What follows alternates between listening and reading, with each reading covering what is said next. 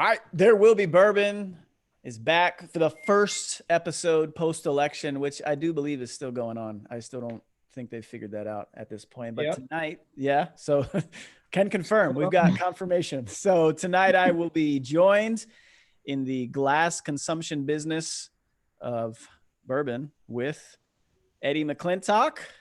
Sir, Yeah. how are you? I'm good, Eric. Thank you for having me on, man. Absolutely. I hear you're, what are you, like an actor or something? That's what I've been told, but Yeah. I will not confirm nor deny that in a crowded room. Okay, so I'm going to confirm it for him because I got a long and lengthy list of all Mr. McClintock's accomplishments, and there's a really good one at the end that we'll get to. But so Netflix series No Good Nick, which if our Nick Guy is out there listening, he may agree there is no good Nick. Regular appearances on USA Network, Shooter and Bones. He's known for his role in Sci-Fi's Warehouse 13. Coming out with, so this is new, the Mighty Ducks on Disney Plus. Nice, bringing back the Mighty Ducks, because who doesn't love kids in hockey, right? I mean, that might be a secret, but not anymore. Not anymore. Okay. That's okay. Emilio Estevez, Young Guns, good times. I grew up on that. So awesome. Awesome. Young Guns 1 and 2, you know, the spirit world and My Flower and all that stuff. Breakfast Club.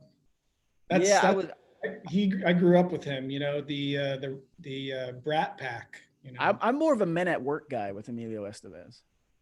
Remember Did you see Men at Work? Okay, Men at Work with Charlie Sheen. That's Charlie, yeah. The commie bastard gets no food. That's a great line. And so here's what I had to get, because, you know, my grandmother, bless her heart, 88 years old. She's probably never going to see this or even know about it, but maybe I'll tell her next month. So you were in a Lifetime movie. I love this, called My Stepfather's Secret. And you co-starred with Vanessa Marcil. Yes. Did I say that name right? Yes. Yeah. So Vanessa Marcil, General Hospital, which I was forced to watch growing up because my grandmother, I would come home from school and spend time with my grandmother. A big General Hospital fan. Vanessa Marcil, by far the first celebrity crush I ever had in my life. Remember it clear as I don't blame you. And I am now envious of you, and I'm probably going to go try and track down this movie and see just what exactly took place between the two of you, because I think we're off to a good start, Eddie. I like you. You like what's happening so far? I do. I don't want to be jealous completely and have to turn my jealousy into a fit of celebrity rage. We don't want that. But please don't cancel me. Yeah, right. And then as we progress down this bio of length, as I said, you were the best actor in the A Fish Story by the Burbank International Film Festival. That's pretty legit, man. Someone thought you were the best actor at the time for an entire year. That's got to make you feel good. We were the only entry. That's all that matters. So. Everyone else was too afraid to go against you. That's right. That's right.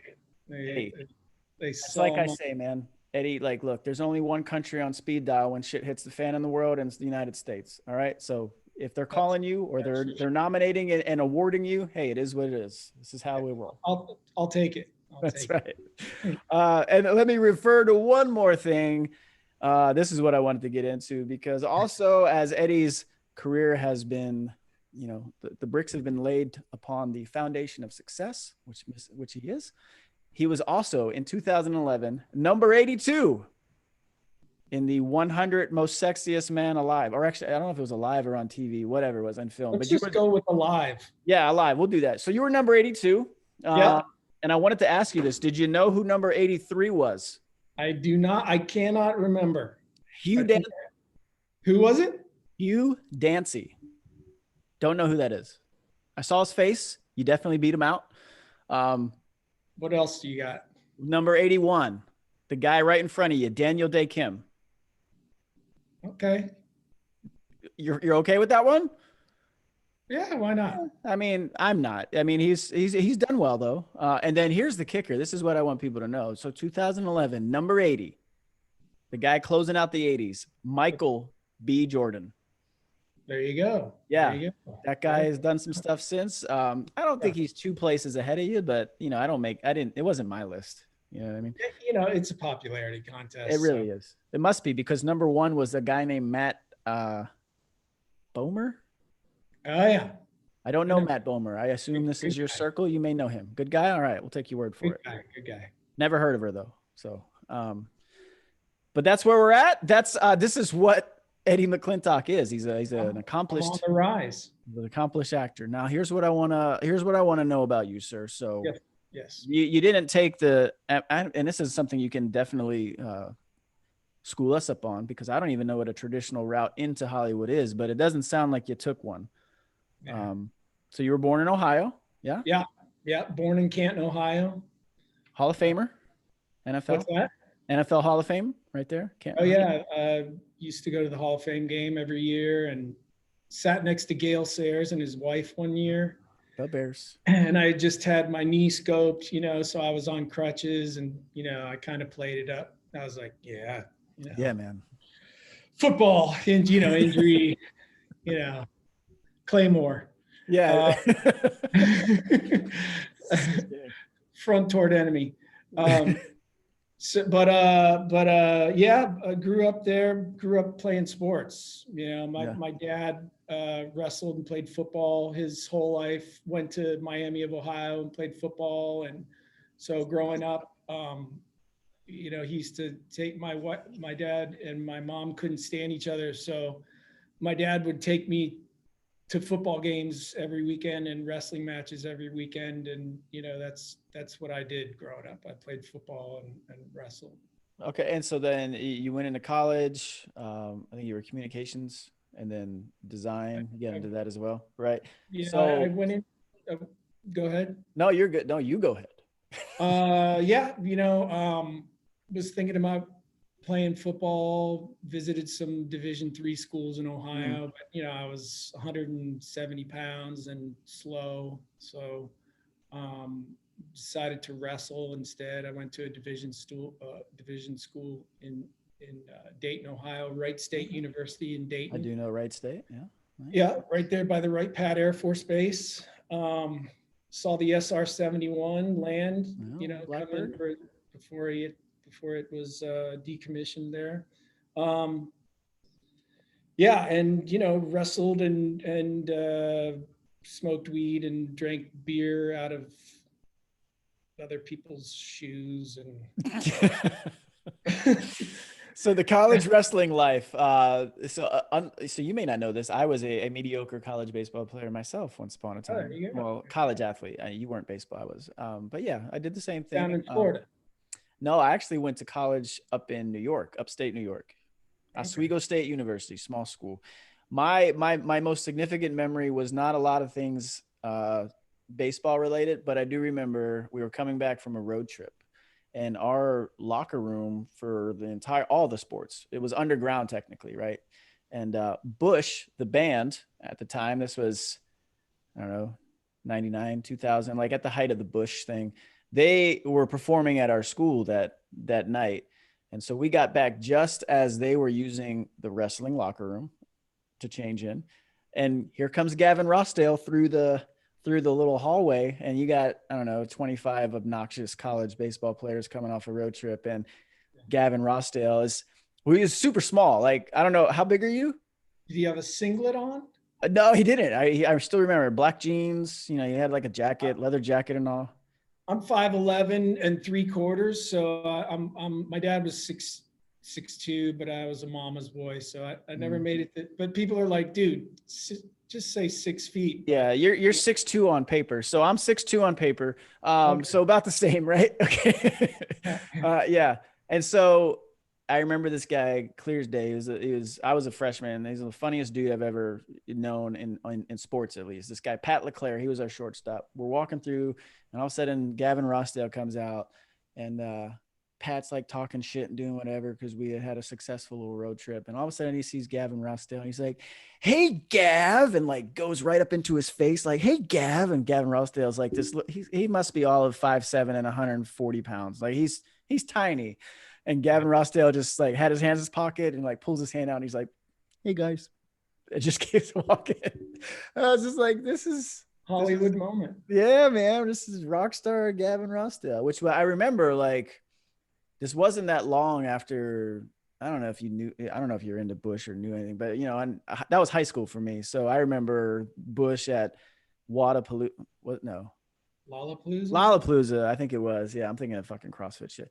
Lollapalooza, but it was him performing Glycerine by himself, so he was in front of like 50,000 people. It was a pretty cool performance, and Acapella. I always look back on that. I'm like, that's some pretty cool shit to pull off live, in front of that many Yeah. people. But Yeah, so that was my Bush moment. it takes a pair to perform in front of people like that, I think. And you were a wrestler. Yeah. Um, there goes. Okay, there goes your wife. No, yeah, there she goes. There goes May. This is Eddie. Say hello to Eddie. She's going to Hi. do like charity stuff. I don't know. She's way, way above my pay grade. So, How long have you been married? well, I'm not. Oh, So that's an well, easy question. Yeah, so I'll shut the hell up then. yeah, no, but we've been together for about a year, going on a year soon, coming up. There you go. Yeah, big anniversary coming up. I'll have to figure something out. Probably drink. Oh, hold on. So look, Eddie, I don't know if you know the name. Take her to a restaurant, but you'd have to sit No. 6 feet away from her. Yeah, so we could kind of do stuff in Napa until, Mr. Newsom recently ruined it for all. So you're in California. I am. Now hold on, because I am spiraling completely away from the poorly thought out business plan or model of this show. So what I like to do to fuel this discussion, obviously, as some of you have watched this show, not many of you, but some of you have, you understand that it's called There Will Be Bourbon. So there will be bourbon tonight. Not really. I'm drinking something in honor of the thespian nature of Mr. Eddie McClintock. It is A Midwinter's Night's Dram by High West Distillery, right? Like they're paying homage to Shakespeare. Were you ever a Shakespeare guy, Eddie? Very hoity-toity of you. Yeah. No, me either. Never really got into Shakespeare. But anyway, it's not even bourbon. It's rye. So remember. I'll drink a Diet Coke with you. Oh, cool. All bourbon is whiskey, but not all whiskey is bourbon. So this is rye, right? So it's a blend of 16-year and a 6-year. The 16-year, I still believe, is sourced, and the 6-year is homegrown at the High West Distillery in Utah. Eddie's going to drink a Diet Coke, more of a Diet Pepsi guy myself, but nobody's perfect. I won't put that against you. Yeah, well, we're about the same size. We might have to wrestle this one off, man. Oh. Well, I don't know what weight class you're in these younger days. Than me, I think. Yeah. Well, yeah, I read your bio. I'll let you get away with it, man. Now you never know. You might still have a few. If you're an actual wrestler, I'm more of a I guess got to survive on cardio, which isn't good at going against a wrestler because that's all you guys have. But well, that's not all that we have, actually. Well, you're right. All right. Anyway, so that's what's going to be fueling this discussion. You have the required uniform. Come on, Eric. Jeez. Do you have a singlet? The tights.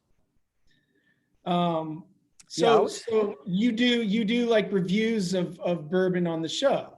Not really. I don't really review them. I just kind of talk about whatever I'm drinking that night, and I try to do something new every night. So, or not every night, but every one of these that I do. So yeah, I don't really review anything. I would drink with you, but I'm 20 years clean and sober. So how's that? Well, that's pretty fucking amazing. There's no way I could do that, but I give you all the credit. It was for the best. It was for the best. So now that's where I kind of want to tie it into, right? So let's weave it back, because I do my research. I go deep into Wikipedia.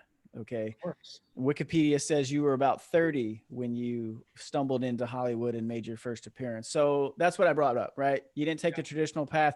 I don't even know what a traditional path into Hollywood is. I still to this day have no idea how anybody makes it or does anything or gets on a show. How did it work for you? What did you do? Well, I would say, first of all, the traditional path would be somebody who played was the lead in Little Abner in high school.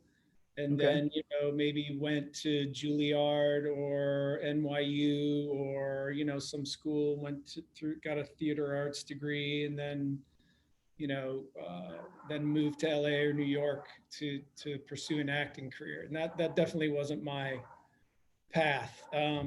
Like I said, I was wrestling and not well. That's like my baseball career. That's why I'm in the Army. I was played on baseball in team. college, just not well. And then 9/11 happened and it figured it all out for me. So, yeah. Oh, man. I take my hat off to you for that. That's for sure, man. That's putting your money where your mouth is, my friend. Well, it was more of a like, what else was I gonna do, you know? But anyway, it's about you. There were things you could have done. So yeah, I wrestled for 3 years. Yeah. Was a complete maniac, and it took me 6 years to get through school.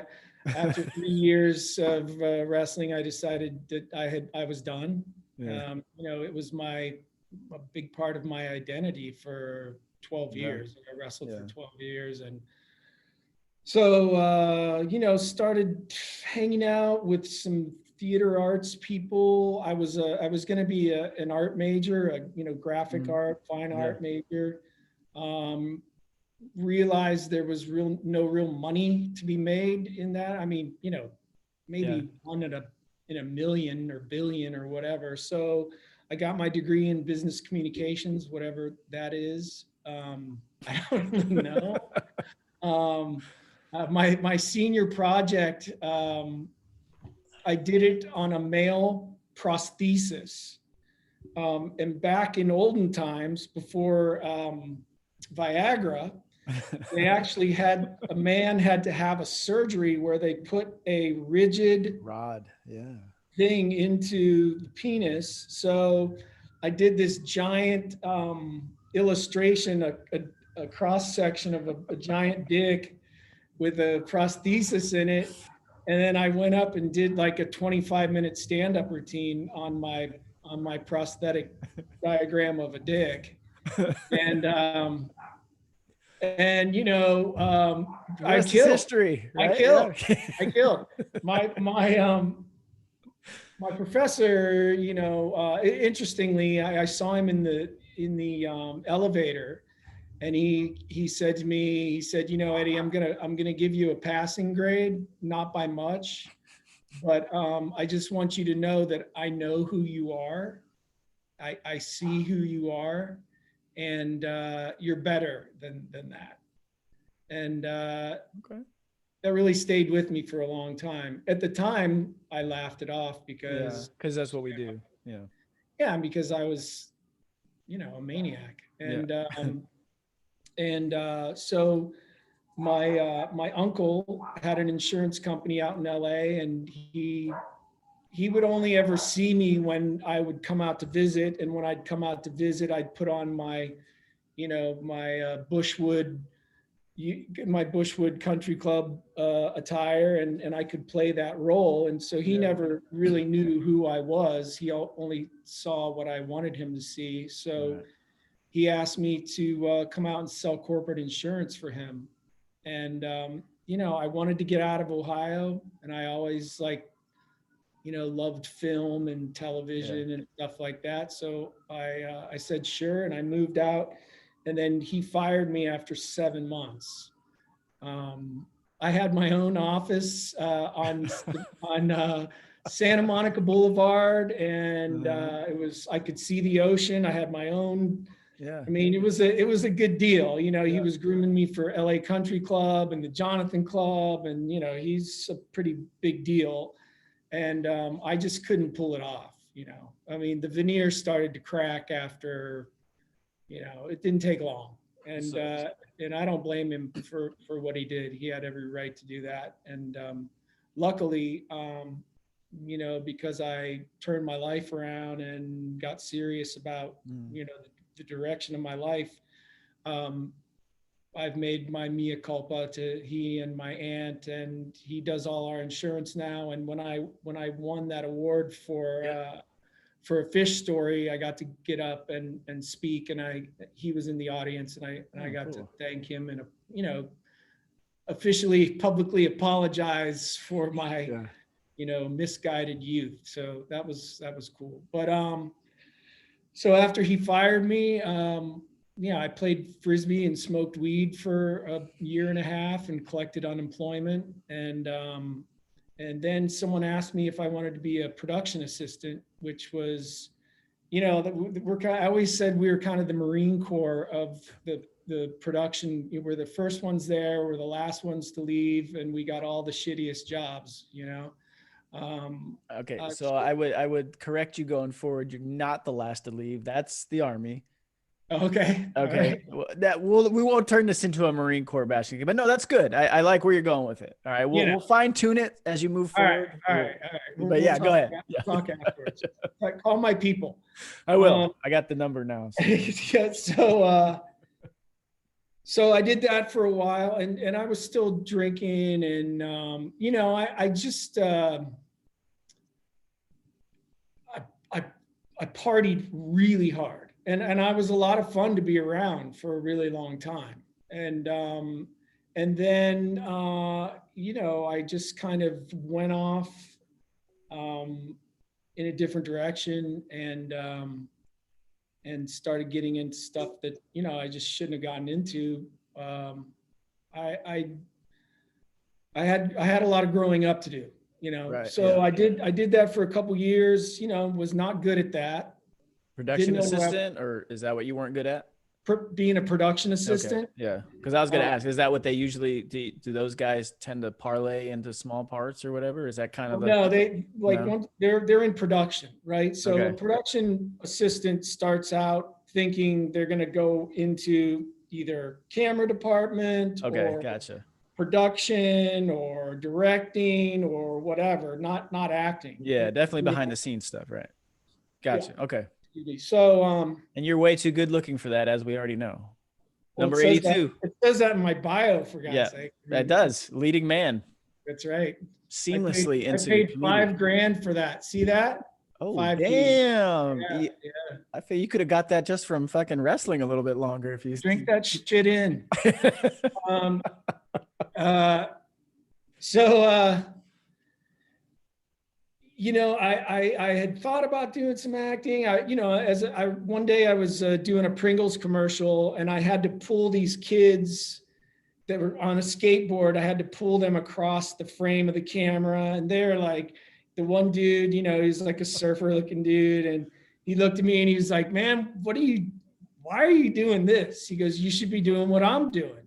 And then after work, he went over and got into his, awesome Jeep and Yeah. squealed it. And I had my Caprice Classic with no Hey, hubcaps. that's legit. That was a good car back then, man. Yeah, yeah. And it had one of the windows had been broken out because Okay, yeah. all my dirty laundry, I had put it all in the back seat, and someone broke in and stole all my dirty laundry. Hey, the So homeless in California, as you know, will do anything for they, clothes. I was walking down the street and some bum, his balls were hanging out of my underwear. I was like, dude. You know what? Can I interrupt real quick with a great story from Afghanistan based on what you just said? So, all right. I already told you I'm from Orlando. I went to the University of Central Florida. I've graduated from that school. This was post baseball up there in New York. When I finally went, because like I said, dropped out, joined the Army, and then went back to school. Oh, okay. So no shit. There I am, 2013 in Afghanistan, Kabul. My friend Tia, who's like my little sister to me, had sent me for Christmas that year a University of Central Florida Knights t-shirt, and it's gold. This was right when UCF had started to kind of come onto the scene and be actually decent in football. And I'm wearing that shirt, and I would wear it all the time. I would wear that. And then the way we lived, so I had my room, and then I'd have to go out into the hallway and then walk down the hallway to the actual bathroom to where the shower and the actual sink was. So every morning I'd go in there, I'd leave my shirt, put my shirt back on, come back to, my room, get changed, go to work, whatever, do for that day. Well, one of these days I didn't do it. And I knew it immediately. I got up into my office and I was like, fuck, I left my shirt in the damn, there's a cat over here. Why? Why do you have to do this? Anyway, so it's suburban. I know. I know. I'm in my office. I'm fucking like, oh fuck, I forgot my shirt and everything. I'm like, I'll just go down at lunchtime. So I go down at lunch, and of course my shirt is missing. It's gone. I'm like, now get it. I'm in a unit from Orlando, so I'm like, all right, someone was in my unit, stole my shirt, trying to play a joke or whatever. I don't see. I ask everybody that I know. I'm like, did you get anybody pick up this fucking shirt? Because it's a small compound. You can't go anywhere. This is not a very big place. Like, nobody's coming in and off the base without. I'm gonna know if someone's got my shirt. Right. I don't see shit. 3 weeks goes by. Finally, I'm like randomly walking through the halls after something, and and whatever I'm doing, makes no sense because it's leading me to an entirely separate direction. And I'm walking through this tent, and all of a sudden, I see one of the Afghan like cleaning crew workers with my shirt on, and I'm like, exactly. I'm like, hey man, I like that shirt. That's a nice shirt. Like, where'd you get that? And he's like, oh, I like the school. I like the shirt. I like it a Oh, lot. I'm like, yeah, yeah. so do I. I fucking went to the school and that's my shirt. Take it off. And I made that fucker take my shirt off right then and there. And I got my shirt back. I still have that shirt to this day. If I would have known we'd have veered off into this, I'd have worn it. But yeah, so kind of like, what the homeless do. The Afghan guy wasn't homeless. He had a job with the United States government as a contractor, sweeping the floors and shit. But he stole my fucking shirt. I got it back. That's the moral of the story. Remember, don't give up the hunt for your stolen clothing. You may find it. Anyway, You got to fight for your right to wear UCF. Yeah, end of party. All right. I So, have, I all have a right. shirt, take off your shirt Yeah. story. Oh, go for it. I had a buddy of mine who was former USMC, and he had sent me some So a better shirt. friends. But anyway, go ahead. And so I had this USMC shirt on, right? Yep. And I'm at the CVS, which is the pharmacy kind of thing here, and Yep. some older guy turns around and he's like, "Hey, you in the Corps?" And I go, "No, friend gave this to me." And he goes, "Take that goddamn shirt off." That's fair. And I fucking started to take it off. And he was like, "Nah, hell, I'm fucking with you." He's an old nom vet. And but you know what? Never wore it again, man. Yeah. Like I just was like, no. I mean, I wanted, the only reason I wore it is just to. Yeah, you're just supporting. You're not trying to. I wasn't, you're not doing the stolen valor thing. No. Yeah. I took the Purple Heart off and, Yeah. I, got rid of that. But, yeah, so that was embarrassing. And so yeah, I don't wear that shirt anymore. I mean, no one should wear a Marine Corps shirt, No, I'm just kidding. I always thought I got a lot of Marine friends. I just love fucking with them. We fuck with each other. It is what it is. Yeah. But I always figured I would have ended up in the Marine Corps, because I was family recruiting thing. post-orbital ridge, pre-K brow. Go there. So no. You had some rule in shooter, right? What was your background in shooter? Were you a part of the military in that or no? Army, yeah. Army. See, so you did the right thing in Hollywood. That's good. And in Warehouse 13, I was former USMC, which was my idea. I went in, I sat down, and they asked me, what about your character? And he was like, they were like, "What do you like?" And I was like, Godzilla, comic books, the Marine Corps. And so they integrated all that. And they integrated my sobriety into the show too. Oh, that's cool. Yeah. That's cool. All right. So we got a lot going on here. I just made a note because I want to come back to something, but I interrupted your traditional path that you did not take. So you're a production assistant, you're doing a Pringles commercial. Do you remember that guy who said, "Hey, is he anything at this point?" No, just some dude who just. Yeah. I mean, it was an impactful moment for me. Yeah. So you've highlighted on too, the professor and now this, so there's clearly stuff that stuck with you, and it's kind of made you, hey, maybe I should kind of reassess what the fuck I'm doing. So from that moment, where'd you go next? I was kind of creeping around with this girl, and she was like, "Hey, I'm going to take an acting class. Do you want to take an acting class with me?" So that's a thing. Yeah. And I said, "Sure. Yeah, that sounds cool." So I got into acting class. I just so happened, Charlize Theron decided to go from being a model to being an actress at that time. So we were in the same class together. Wait, hold on. Okay. Cause that's she's definitely 2 Days in the Valley. Come on. I know Charlie. Yeah, Yeah, that's yeah, like big, yeah. big, big crush time for me as well. But so wait a minute, I because I was worked with gonna I ask you. worked with her on to prepare for 2 Days in the Valley. Wow, this is fucking awesome. Okay, so That thing you do when she that was thing, with yeah, you. yeah, yeah, yeah. Oh, well, so that's my thing. Okay, so here's what I got. I got two questions real quick because this story, I'm loving it. I like it, but I Okay. gotta. All right. Who actually teaches acting classes?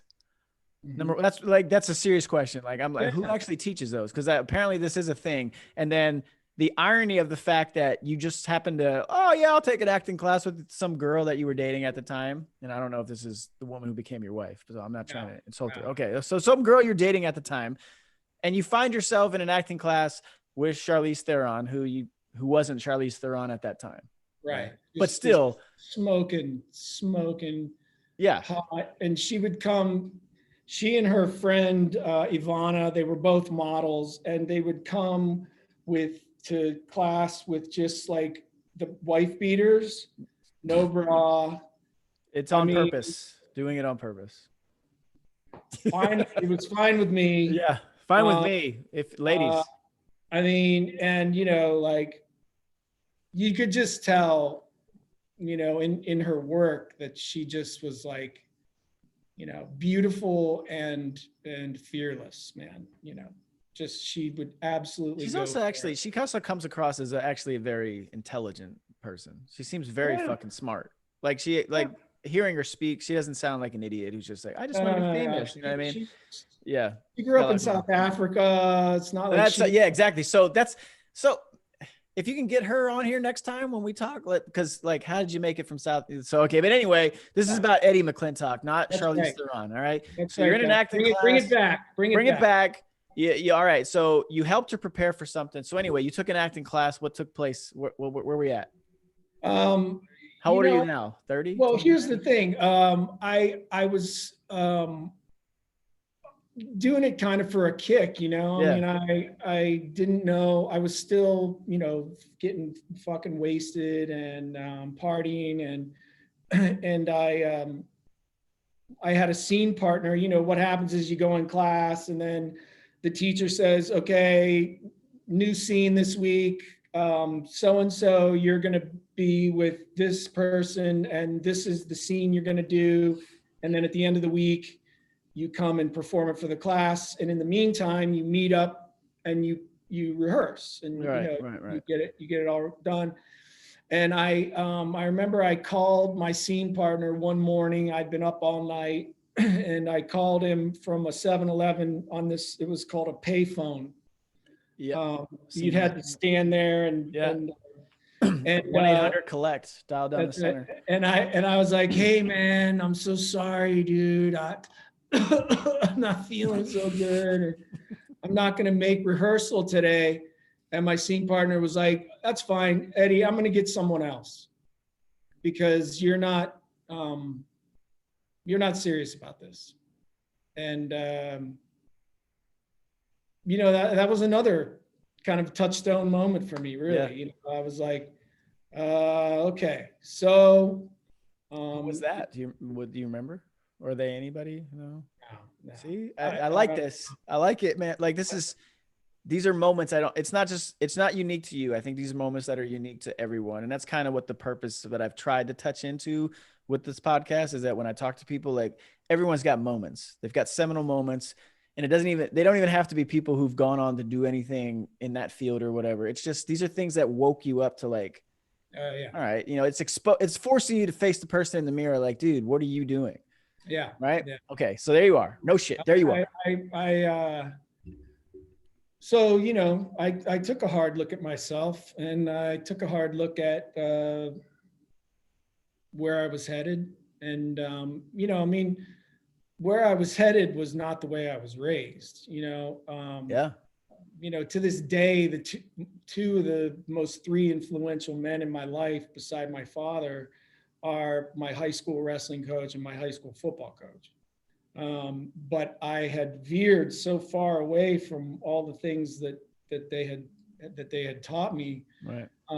that I knew it was time to make a change. So I decided to get sober, and because I didn't I had failed at the insurance. I had pretty much failed at production, and I think that was this was basically my last chance to either do something with my life or go back to Ohio and be that funny guy at third shift that everybody talks about. Yeah. Yeah. And so I got sober, man, and had to cut out a lot of people in my life, and got cut out of a lot of people's lives because I decided to make a different choice. Mm-hmm. So that was hard, but so I just went to class every night. I went to class. Excuse me. You could only perform in your class, whatever time, but you could audit all the classes. And the lady who I was studying with, her name is Ivana Chubbuck. She, Halle Berry thanked her when she won her Academy Award. Elizabeth Shue thanked her when she won her Academy Award. Charlize thanked her when she won her Academy Award. I mean, I was in class with, Gary Shandling and Rob Schneider, and we had good timing award. Yeah, I was about to say, like, what fucking class was this? Do you have a school you want to throw a shout out to, or what? Well, Ivana, her name's Ivana Chubbuck, and she is definitely one of the most highly respected coaches. The girl that I was, do they take the GI Bill there? Like, can I? So. Okay, there we go. Hey, soldiers. I'll talk to her. We're pals. Okay, good. There we go. We'll touch base later on this one because it's going to fall back into the comeback thing that I made a note of earlier. But anyway, got it. So got into class, started taking class, went to every class. A guy who I recognized from The Usual Suspects. Great fucking movie. Yeah. I mean, I love it. Such a great movie, but I love, in movies, I love when the main character is on. I love to see what the guy over there is doing. Yeah. Yeah. I got you. After I've watched the movie a few times, you start paying attention to everybody. What the other people are doing, right? Yeah. And he was in there. I mean, he wasn't in there very long, but I recognized him right away. And I was like, dude, you were in The Usual Suspects. We became friends. Great guy. And he went to his manager and he said, there's this kid, he shows up prepared every week. He does great work. You should meet with him.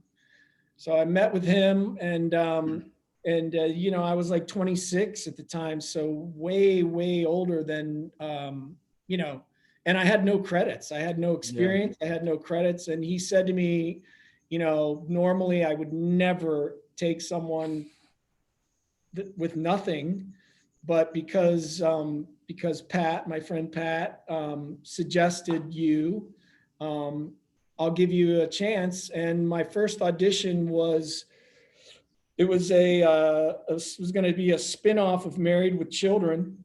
Fuck yeah, grew up on that one.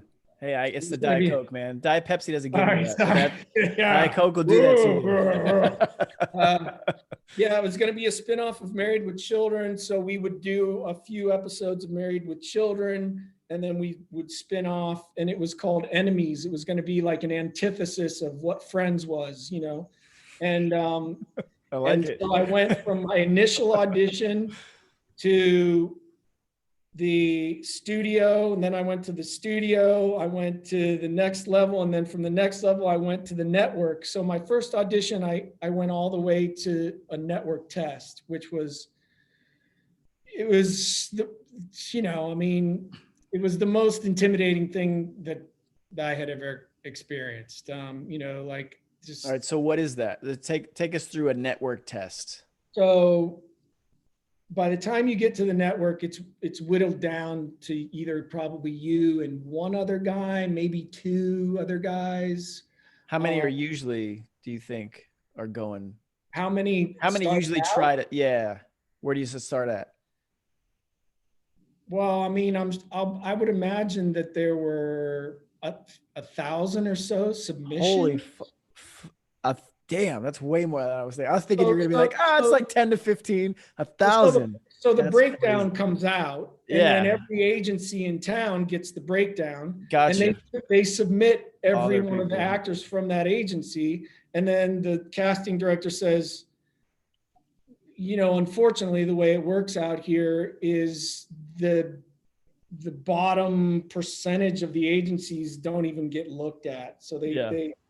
they look at the top level agencies, and I was at a good agency at that time. My manager, who was had worked at ICM and had worked at William Morris, and so he got me a good agent. And so anyway, Yeah. There you are. there I am, and I had a. They bring you into, well, first of all, you have to sign your contract. So I was going to go from making like $400 or $500 a week as a PA, as I had been, Yeah. to making, my contract was for 25,000 per episode. So I was going to be making 25 grand a week. And, Fuck yeah. You made it. Yeah, but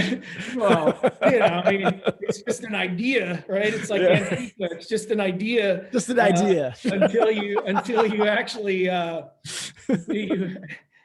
get the job.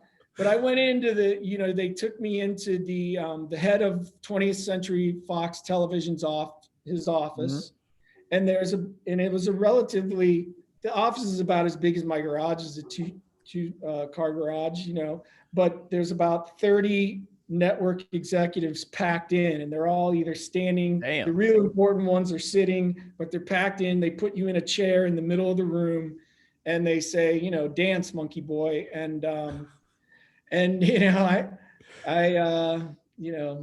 I hear this is like sitting for your doctorate, but okay, it sounds about the same. same. Instead of doing the tango, I did the Spicoli. That's all I could muster. And I really had an out of body experience. It was pretty traumatic. I was so nervous, nervous. How could you not? I mean, especially because I didn't know like really what I was doing.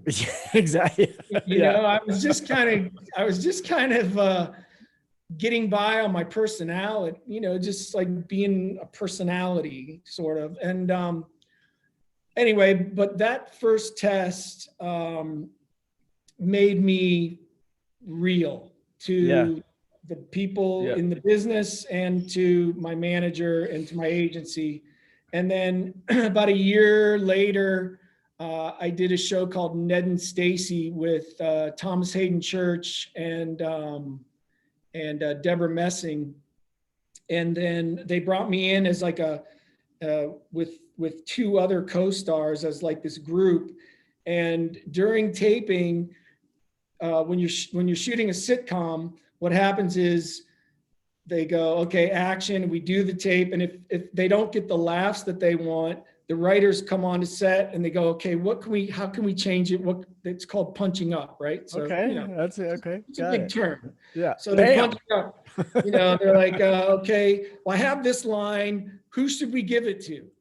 And they were like, give it to him, give it to this guy.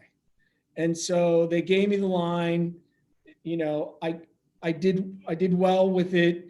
Everybody laughed. And so then all of a sudden, a few weeks later, I got a call. Those two people that I was in there with, they were gone, and they brought me back by myself. They brought me back again. And then on the fourth time, the episode was named after my character. And I had this, the whole episode was about me, and Deborah Messing and me. And we had this like relationship, which was ridiculous because my character was just a complete, idiot. Yeah. But that's kind of, if you're handsome in Hollywood, you're either an idiot or you're Kiefer Sutherland. There's no middle ground, which was why another Young Guns reference, if you've been paying attention, Kiefer Sutherland. But anyway, go ahead. which is why Warehouse 13 was such, I don't know if you've ever seen it, but was why Everything Warehouse. you've done, I'm gonna go watch as soon as we're done. Just so you know. Oh, well, yeah, Warehouse 13 is so much fun. I mean, I've had Whatever. If I could contribute to you getting a bigger royalties or I don't even know how it works with that. I just know music industry stuff. But if I can increase your financial end, I'm gonna do it. Yeah. I'm gonna do it. I'm gonna fucking do it. I'm gonna watch all your shit. And back to you, sir. Back to you. Yeah, back to me. Same. Yeah. If I can ever help you, you know. Yeah, I got a lot going on right now, man. I don't know if you know, I got like 200 people a week watching this thing, so it's pretty fucking big. I can see it's right in front of me, my friend. Right. Just waiting to take off, man. We're on the fucking platform. We're waiting for ignition. That's like my career. It skyrocketed right to the middle. What's odd though that you mentioned that, like, so I this is the podcast, and then on Thursdays we do the banter thing with, you know, Christina and Veronica and a few other people. I don't know why, but last week all of a sudden it's like 10 times the amount of normal views. So I don't know, maybe it's finally starting to gain some traction. I don't know why. Well, I saw who did you have on last? I watched some of it. Last week so Christina and Veronica are the regulars at this point, and then we lost an individual, so we had to bring on one of Veronica's roommates who happens to be from Australia. So it was perfect to get an outsider's inside perspective on the shit show that's going on currently based on the election. So yeah, we've had like 16 people in Australia watch, so it's working.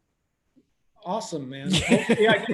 Hopefully I can bring in, you know, a dime, or maybe a double dime. We'll double dime you here. Yeah, we'll talk about this offline. Nice army term. We'll talk about this offline. Okay, so all right. So here's my thing. Like, this is you're talking about the actual incidents that kind of propelled you into TV and then eventually into film and all, but like, when you're not doing that and you go home at night, at that point, what were you thinking? Like, were you like, man, this shit's about to fucking work? Or were you still scared? Like, I don't know what the fuck I'm going to do tomorrow. Or where were you at that point? Cause that's kind of, I don't give a shit about all the success stuff. I want to know what like the real human thought is. Cause no one's perfect all the time. So there's got to be moments where you're either doubting or there's some self-doubt creeping in, or were you just stupid, uber confident, like, man, I'm about to be the fucking most famous man alive. That's not my way. No, I mean, hey, look, I'm a recovering drug addict, alcoholic. So I'm broken. I'm constantly trying to figure out ways to make myself better. Right. No, I mean, I was absolutely filled with self-doubt. I mean, anytime you get a job in Hollywood, as soon as that job ends, you think, next, right? Am I ever going to get another job? Yeah. And especially for me, because I wasn't really like, I never considered myself, I've never really considered myself an actor, you know? Well, if you Google yourself, I always like feel like I'm kind of a sapper, you know. I've kind of snuck in and I'm hoping they don't discover me, you know. Like, I'm hoping they don't find me out, you know. And so my career has been filled with self-doubt, you know, to the point my manager's like, you got to stop with the self-deprecation shit, man. And I'm like, I am who I am. I do what I do.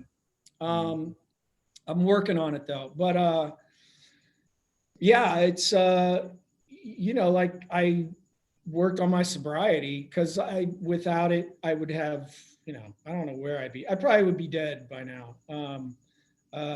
And that's serious, right? You know, I mean, I've had my best friend, I mean, not to bring it, you know, too gloomy. Hey, it's who you are. It's part of the story. My best friend when I was in the 8th grade, he was in the 9th grade, man. He was the coolest. He was the coolest. He introduced me to AC/DC for the first time I ever heard AC/DC in the 8th grade. And I wanted to be just like him. He was a badass wrestler. Ended up wrestling at Indiana. And he's just handsome as hell. Yeah. I mean, you know, and I was the fuck up. Mm-hmm. Who was fun at parties, and he was the one that was the golden child. Yeah. And he could not figure out how to stop partying. And what happened was another friend of mine who we grew up with, he was wrestling for the Olympic team down in Dallas. My friend Mike lived down in Dallas, so I went down to watch my friend Brian wrestle for the Olympics. And Mike, the guy I wanted to be like, he picked me up, and he was just wasted in the middle of the day. He just was really drinking hard. Still listening to AC/DC. When he picked me up, he was listening to AC/DC. When I got back to LA, he would call me in the middle of the night because he was really having trouble with his drinking. He knew I was sober. Yeah. But he would call me, and I would say, Mike, man, I can't talk to you when you're drunk like this because we can't have a conversation. And I said, you need to call me before you start drinking. And Yep. then we can have a real conversation. A month later, his brother found him hanging in his closet. Fuck. And I can't explain that. Right. I don't know why it's not me hanging in the closet. Yeah. And, No, I mean, that's sorry, man. I didn't mean to bring it down. no. That's not. There's not wrong with that. I think it's again, it's part of the story, man. It's part of like why and what you've experienced that's brought you to the point where you're at, and there's all those things along the way. Because I mean, that's a moment. The way I would identify that, because unfortunately, let's not pretend that this shit doesn't take place in the fucking military, and I've not heard enough about it over 19 years, but what you're describing is a point where you could have either said one of two things. Man, I can't fucking do this either. Like this was the one dude I always wanted to be like, and he fucking succumbed to this. It's definitely going to happen to me next. Right. And then you could have just made the decision to weaken, to fuck up your sobriety, but you didn't. Or you could have done what you obviously did, and you continue to progress and move forward, and you're still sober 20 years later, as you described. But whatever happened from that point, you didn't allow that to take you down the same path, right? No. I mean, I use Mike's death as Motivation. Yeah. Because why not? Like everyone needs that, man. Like, and I get it. Like the world is filled with.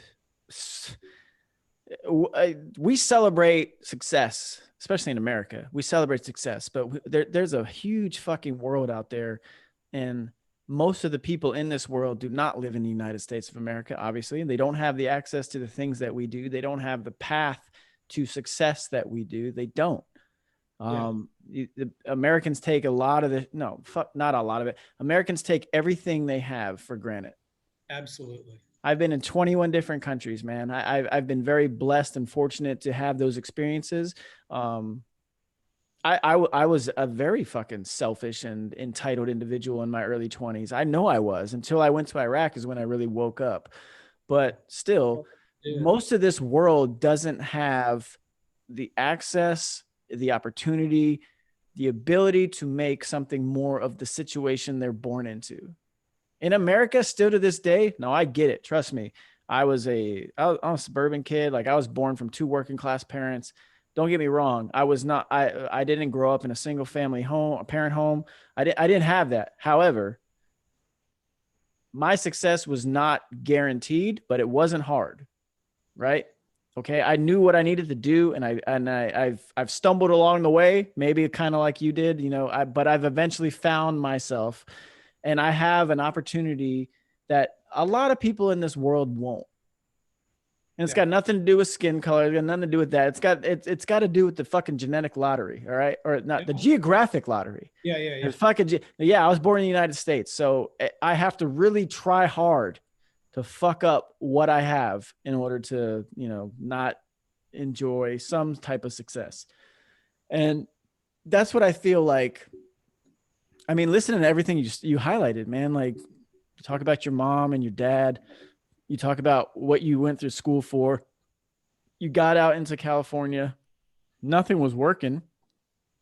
Like there's nothing even in your history, family wise, that said, hey, you'll probably end up in the acting. You know, I at least have family history in the military. Like I never wanted to do it. I was convinced I was going to be a professional baseball player. But then you were a wrestler. You get to college, you realize everyone's good. It's not high school anymore, man. Like everyone, like that was the big thing for me. Like I got to college and dude, man, I'm just not that fucking good. And I was good enough to get here, but that's where the party stops. Right. Right. So, but and I don't know if you've ever reflected on it in this way, but based on what I'm hearing is, man, there are so many opportunities for you to just say, fuck it. There really was along the way. But things kept happening to pull you in a direction towards success. And you were at least, attuned to what was going on to follow them. You highlighted like 3 specific examples of things that you can look back on. Like, if it wasn't for that, none of this would have happened. Right. And so now the guy that you idolized and looked up to, he passes. What do you do next? Where are you at in your career? Or where was that at? I was well, and I should say, when all these impasses have come, and there have been a lot, I always go back on, and these are things that I took for granted for a long time, but what my wrestling coach, I had a really, really good wrestling coach in high school. Like we were like, for years, one of the best teams in Ohio. And my coach was an absolute fucking stud. And I was raised with the mentality that you don't give up, you just keep going. And I just kept going. When I decided to quit drinking and turn my life around, I just didn't have it in me to give up. I mean, there were moments when, the past 2 years have been the two of the hardest years of my career. It's just been awful. Why? And well, one, I'm getting older, so the opportunities shrink, and there's a big movement in Hollywood now to diversify, kind of an edict. So as a older white guy, like my opportunities went like this to this because of my age, and then and look, don't get me wrong, I want everybody to have a job, and I think everybody deserves a job if they prove that they can do that job. Well, I mean, before you go on, but I mean, that's the perfect thing this was what I was always taught. It's right, equal opportunity, not equal outcome. Right. Right. And Hollywood in and of itself is it's all networking. It's all subjective. It's the reason you get a job and the reason you don't get a job. And look, it may sound like I'm being ungrateful or, like cry me a river, Eddie, a little, but hey, it is what it is. And, people don't really talk about it. You're not really allowed to talk about it, but I'm saying it like it is. I'm saying I've experienced it. I know what it is, and that is what's happening. So, and then because of that, Corona, and then when Corona came around, it's just been tough. I a few months ago, I actually applied to LAPD. Did you really? To be, anybody can go on my website or the IMDb and see how old I am. I'm 53. Yeah. And, like I have 2 boys. I have a 14-year-old and a 15-year-old. I have, cars and house and indoor plumbing and all the good shit. Right. And I needed to make money.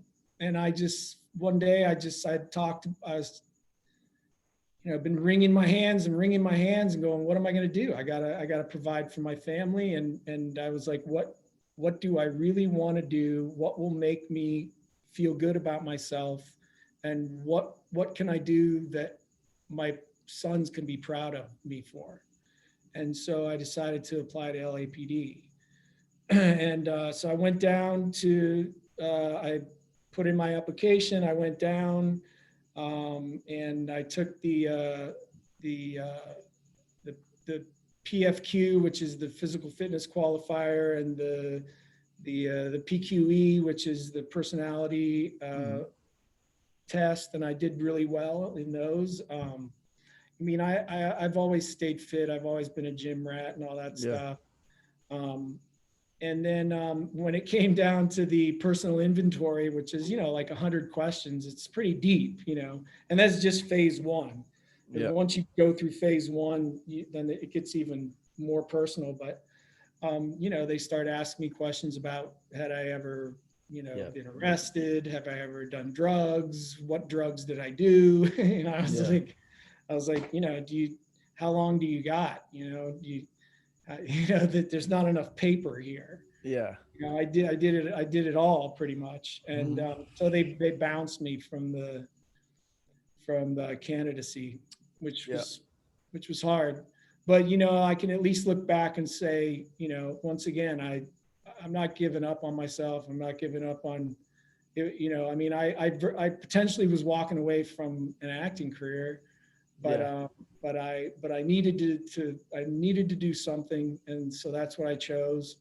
Um, I respect their opinion, I respect their decision, and luckily this thing with Mighty Ducks came along, and I got to go up Yeah. to Canada and Oh do. shit. So that's right. Okay. Because I was just about to give you a totally other different path, but that's right. We're at Mighty Ducks. Mighty Ducks is coming back. For those of you who don't know what the hell Mighty Ducks is, this is a big part of my growing up. The 90s, Emilio Estevez in the original. But it's about that hockey team, right? It's why we have a fucking actual NHL team called the Mighty Ducks, or the Yeah. Ducks to this day, whatever they are. But that's why. So yeah, I'm actually kind of looking forward to that, man. I really am, Yeah. because I grew up on that shit. And Emilio Estevez to me will always be Young Guns, but it was outside of Young Guns, Men at Work, the Mighty Ducks. Like that's Emilio Estevez, and then you're in that, so that's fucking cool as shit, right? Do you have a Yeah. major role, major Yeah. thing, or Well, what? um, You're not like the janitor, are you? no, No, okay. I play the father of the lead kid, Okay, that's cool.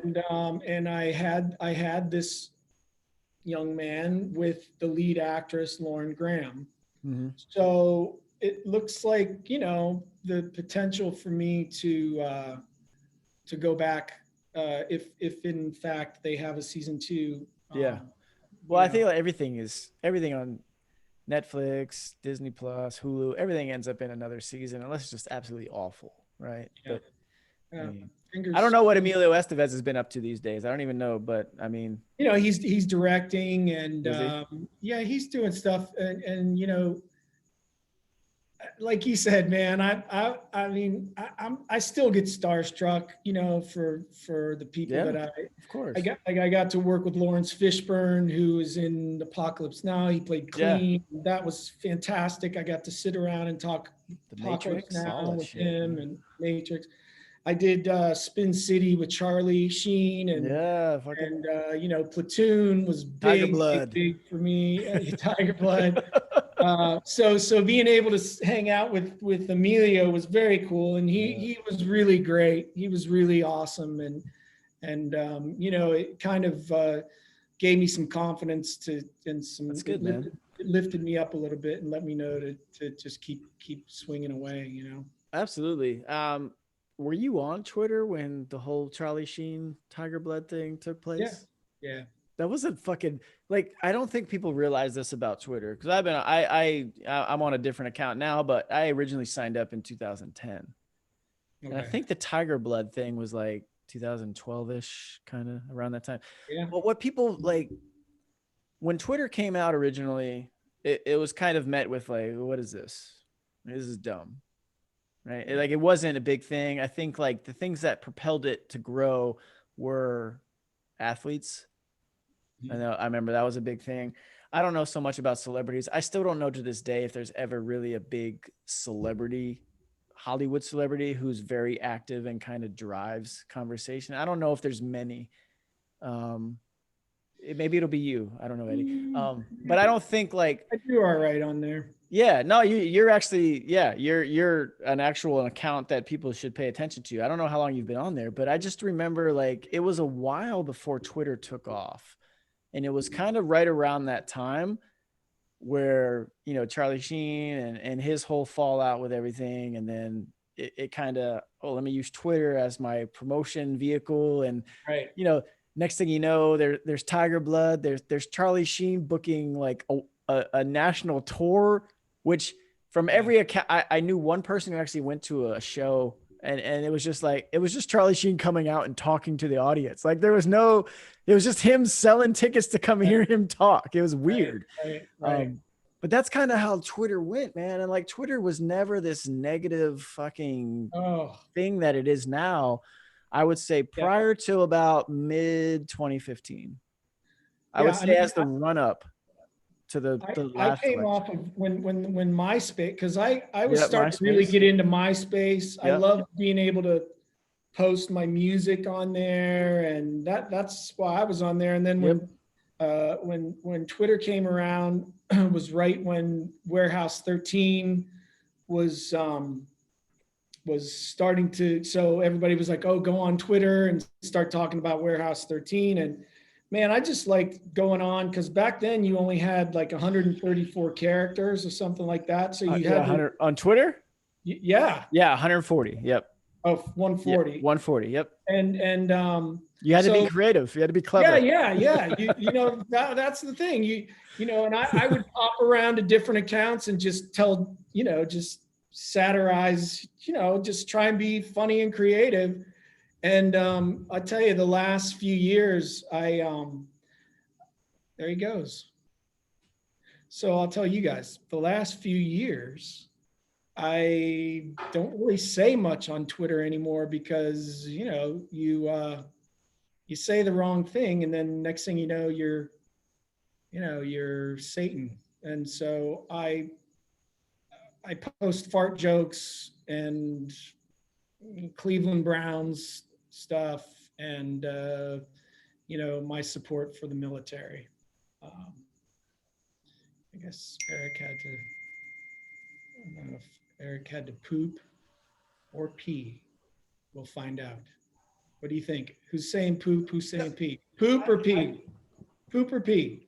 No, I could definitely hear what you're saying. Oh, it wasn't that. It was all about refilling the drink. No, it was all about pee, actually. Pee.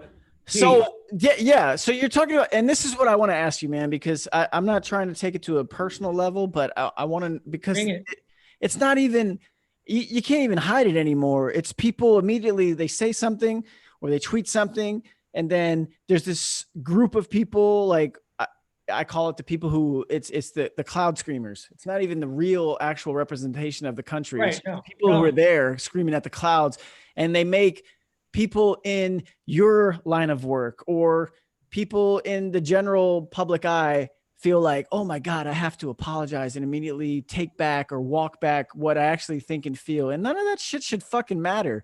Like, you should separate, as hard as it is sometimes, but you should separate the art from the artist.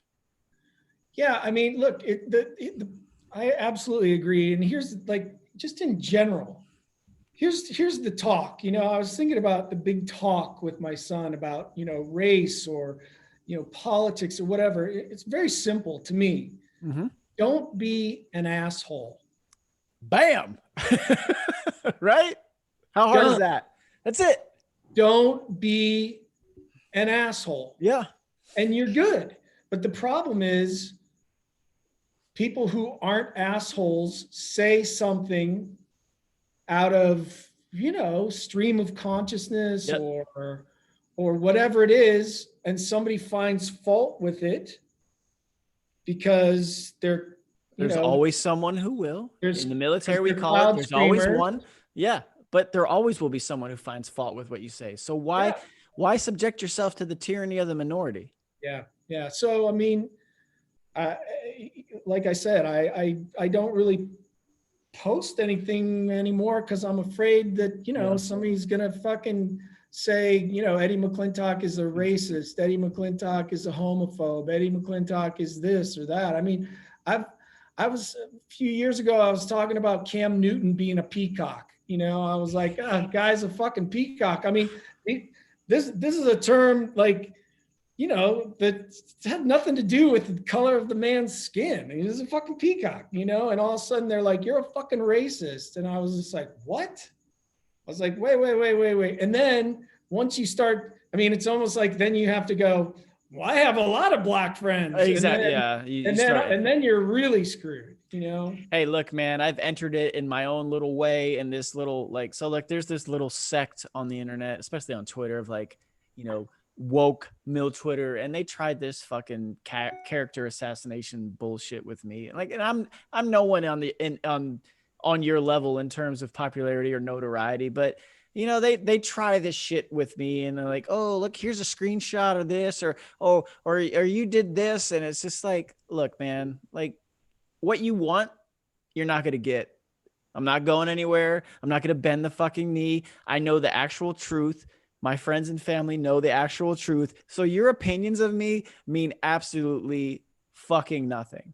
Yeah. And I hope anyone, I genuinely, and I'm not trying to take the spotlight off of you, but I genuinely hope like people who are in your position, but also people who will find themselves in this position later. It's like, look, I get it. I'm a guy without your following or notoriety or your actual profession. But at the end of the day, when it comes to these people who don't know anything about you, your character, or who you really are, fuck them. Because they're meaningless. They're screen names and accounts on a social media page talking to themselves. That's what they're doing. And that's what my reaction was back then. And it was like early September. It's like, it's your own little fucking echo chamber. I don't give a fuck about it because I'm not a part of it. So please, by all means, tell me all the negative thing. Tell me how much you hate me. Tell me all the shit that I don't give a fuck. I'm not in your circle. I don't give a shit. But you guys feel really good about yourselves. Great. Pat yourselves on the back. Enjoy your night of rest. I'm definitely going to sleep fucking fine because you don't mean anything to me in my world or my circle or my family. And that's kind of where it is, man. And I get that though. I do respect where you are in a position where you feel you have to be aware of what you do. But at the same time, how anti-constitutional is that? Man, look, like I said, I applied for LAPD, right? So that's where I stand on that, right? Yeah, it's obvious. Okay, so when the two LAPD officers were sitting in their car out here, and that guy came up and tried to assassinate them, I posted a thin blue line flag. Excuse me. I posted a thin blue line flag. You know, I know the history of the thin blue line. You know, I mean, the thin blue line goes way back. And I was called a racist and told that the thin blue line flag was a fascistic. Is that right? I mean, I can't control whatever. Like, whatever. You get it. Yeah, I got it. I don't want to be hip with the nomenclature in regards to that. So whatever. Anyway, man, I mean, I don't want to bring our conversation down. No, it's fine. No, like, hey, we'll take it wherever, but, man. You know, like, look, I'm not a fucking asshole. I'm not an asshole. And but I should be allowed to say, you know, supporting the police and also supporting our minorities and everyone else in this country shouldn't be mutually exclusive. You know, you should be you should be able to support both. Yeah.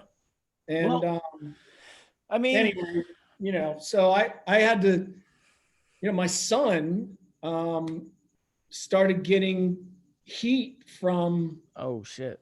Now, how old are your kids again? I'm out here in California, 14 and 15. Okay. And so I have a daughter, she's 14. So she's down that hall somewhere. But yeah, so I got it. I understand exactly what age group you're talking about. You know, I mean, they're like this all day, right? Yeah. And trust me. Jesus Christ. He started getting heat for it. And so he asked me if I would take it down off my Instagram page. and because somebody, one of his friends found out that I was in Shooter and he liked Shooter, so he went to my page, and then he came back to my boy and was like, "Why does your dad have a, you know?" You would think it would have the opposite effect. You would think it would be like, oh, okay, well, this is how I feel. This guy that I look up to and actually like on a show, he thinks this way. Let me research that, and then let me make an actual opinion from there. But Yeah, well, we don't get. that's old school thinking though, Eric. Yeah, man. Like that's That's old school because now it's like drone. It's like it's robots. Drone mentality. Yeah, absolutely. And so anyway, I just can't go there. I can't go there, and I want to. I want to be able to.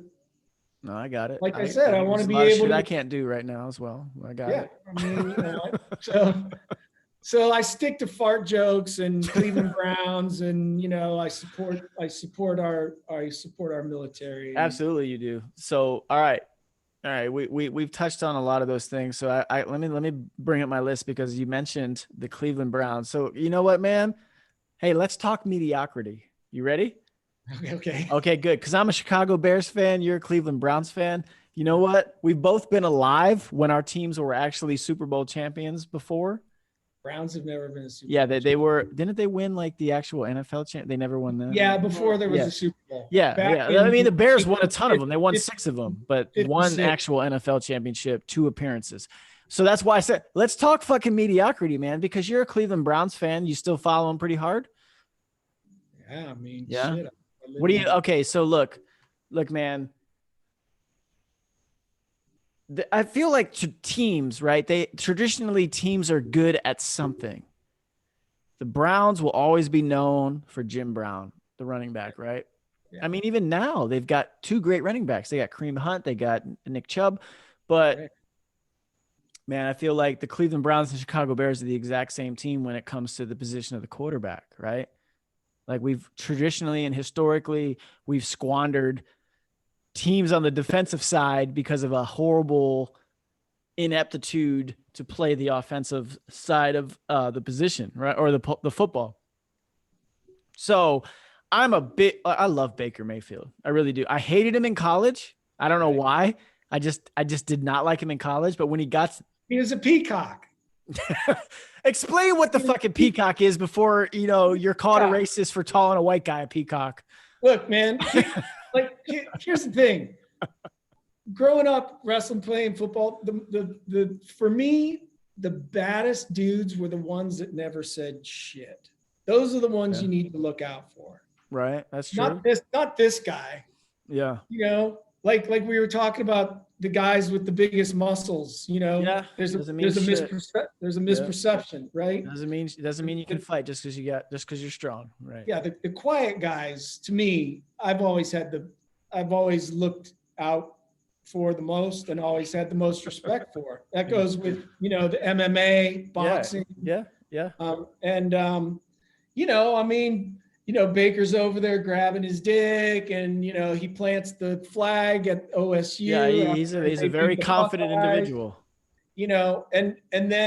So coming out of college, I was like, we needed someone after the debacle with Johnny Manziel. We needed someone who had real fire. The kid is a proven underdog winner. Absolutely. He's Cleveland all the way through. He is Cleveland without being from there. That's what he is. Yeah. Johnny Manziel is fine. His dad comes from oil money. He'll be fine, whatever. Baker Mayfield, he played with a chip on his shoulder and I love that. And I wanted him. And I still haven't given up on him. I haven't either. I have these conversations with my cousin, who's a big, his son was all Ohio Division I, the same year that Mitch Trubisky was we're going next. All Ohio. Yeah. And I was just talking to my cousin yesterday. I love Mitch. He wasn't even activated for the game last night. Well, he's still recovering from that shoulder injury. Oh, he is. Oh, okay. Yeah. So he's got shoulder. He hurt himself in the Saints game 2 weeks ago. Oh, okay. Yeah. No. So look, so like I said, I was never a Baker Mayfield fan. When I became a Baker Mayfield, because look, I listen to a lot of sports talk radio, and my favorite host is Colin Cowherd. Colin Cowherd is the most accurate individual ever. He's also the biggest fucking hypocrite ever. And it's not even his fault. It's just the fact that you talk 3 hours a day, you're going to contradict yourself. And Right. the fact that I listen to him talk in my office 3 hours a day, I can always be like, wait, hold the fuck Whoa, on. whoa, whoa. Yeah, exactly. And that's not fair to anybody, but I get to play that game because I'm not in his position. But Right. that, like, so when he was like bashing Baker coming out, and for good reason, I get it. But when Baker went on his show prior to, or it was right after the draft, and just the way he showed up, I was just like, I love it. I love everything about this dude because in a way I saw myself. I'm like, if I had the talent to make it to the major leagues, like Baker made it to the NFL, I'm not going to lie. I know myself. I would have been an arrogant fuck like that. I would have. I was very arrogant as a baseball player. Part of you has to be, Yeah, yeah, it's competitive, but at the same time, I was over. Like my attitude on the field did not match my talent. It never did. I was very good. I got to college and I was not that good anymore. But I didn't lose my attitude. I didn't lose my competitiveness. I would still sit there on the mound as a pitcher and be like, I'm a fuck, didn't strike this fucker out. He might hit a home run. And I'd be like, what the fuck just happened? But I'm still going to be like, the next guy, all right, you ain't going to hit me. And then he may hit a double. But like that doesn't go away. Well, it's just you're just not good enough anymore. You know what I mean? In your defense, hold on. In your defense, it's not that you got less good. You were just playing with people who were better. Right.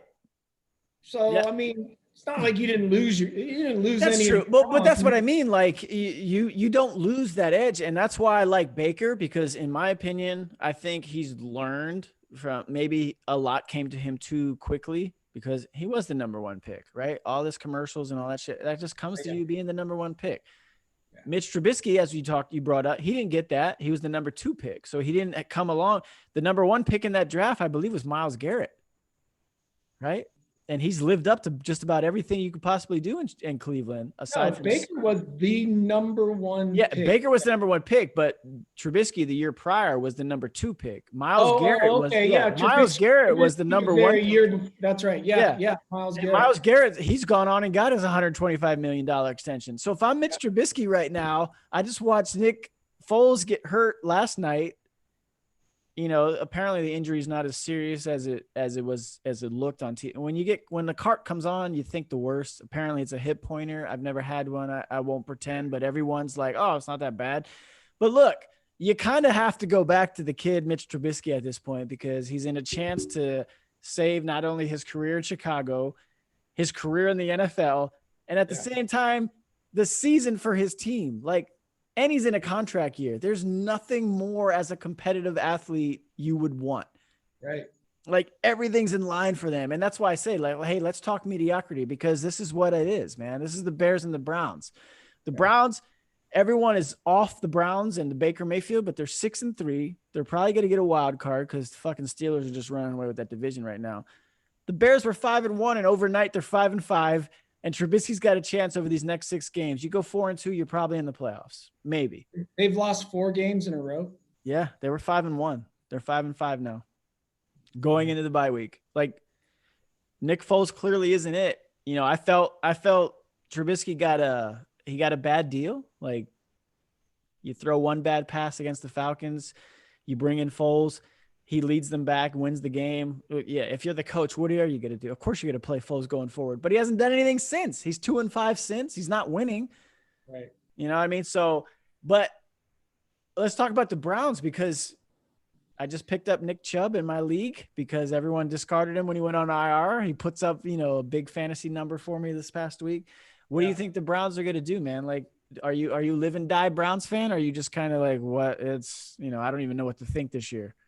No, I mean, well, here's the thing. Last year when they had Odell and everybody was jumped on the Super Bowl bandwagon, you know, I was listening to sports radio and I was listening to Colin and I was like, you know, and then they came out and lost to freaking, was it Tennessee?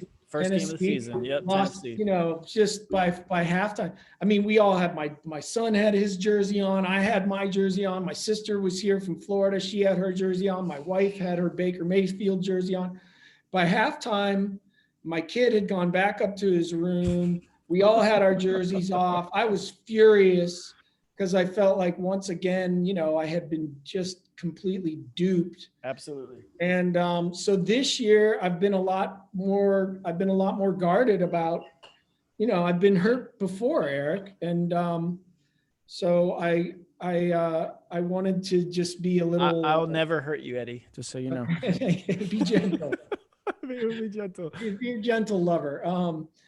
But so, you know, I mean, I feel like the Browns have beaten some pretty not great teams. The two times they were really tested against Baltimore and the Steelers, they got their asses handed to them. But I think this was a big important win against Houston. Houston's pretty good. I mean, well, they're supposed to be. They're not this year, but they should be. Yeah, they've got talent for sure. Deshaun Watson is, you know, same draft as Trubisky. No one's saying shit about him though, and they're fucking 2-7. Yeah, but you know, especially seeing Chubb when he, instead of going to get the touchdown, because what happened? Oh my God, like the betters.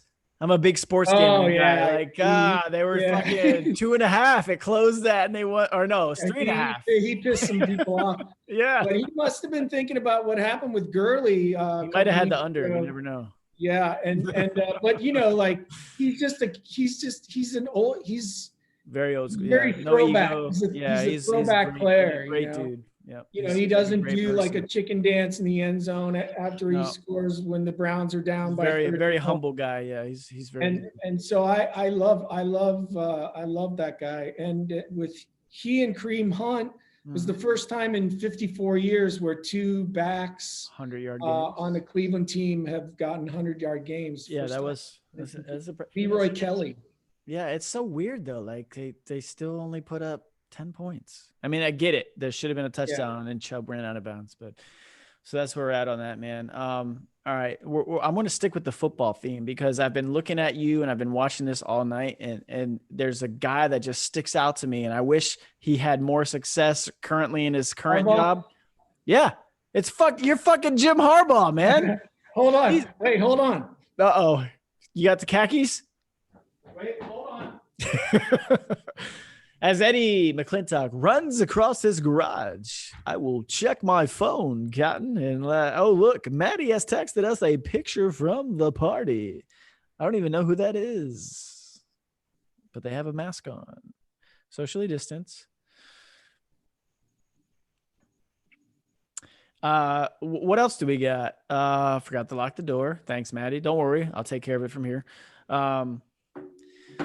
I feel like Eddie will be back at some point, but what we're really trying to get into going forward is if there's going to be a college movie, or not a college, if there's going to be a movie about current college football coach Jim Harbaugh.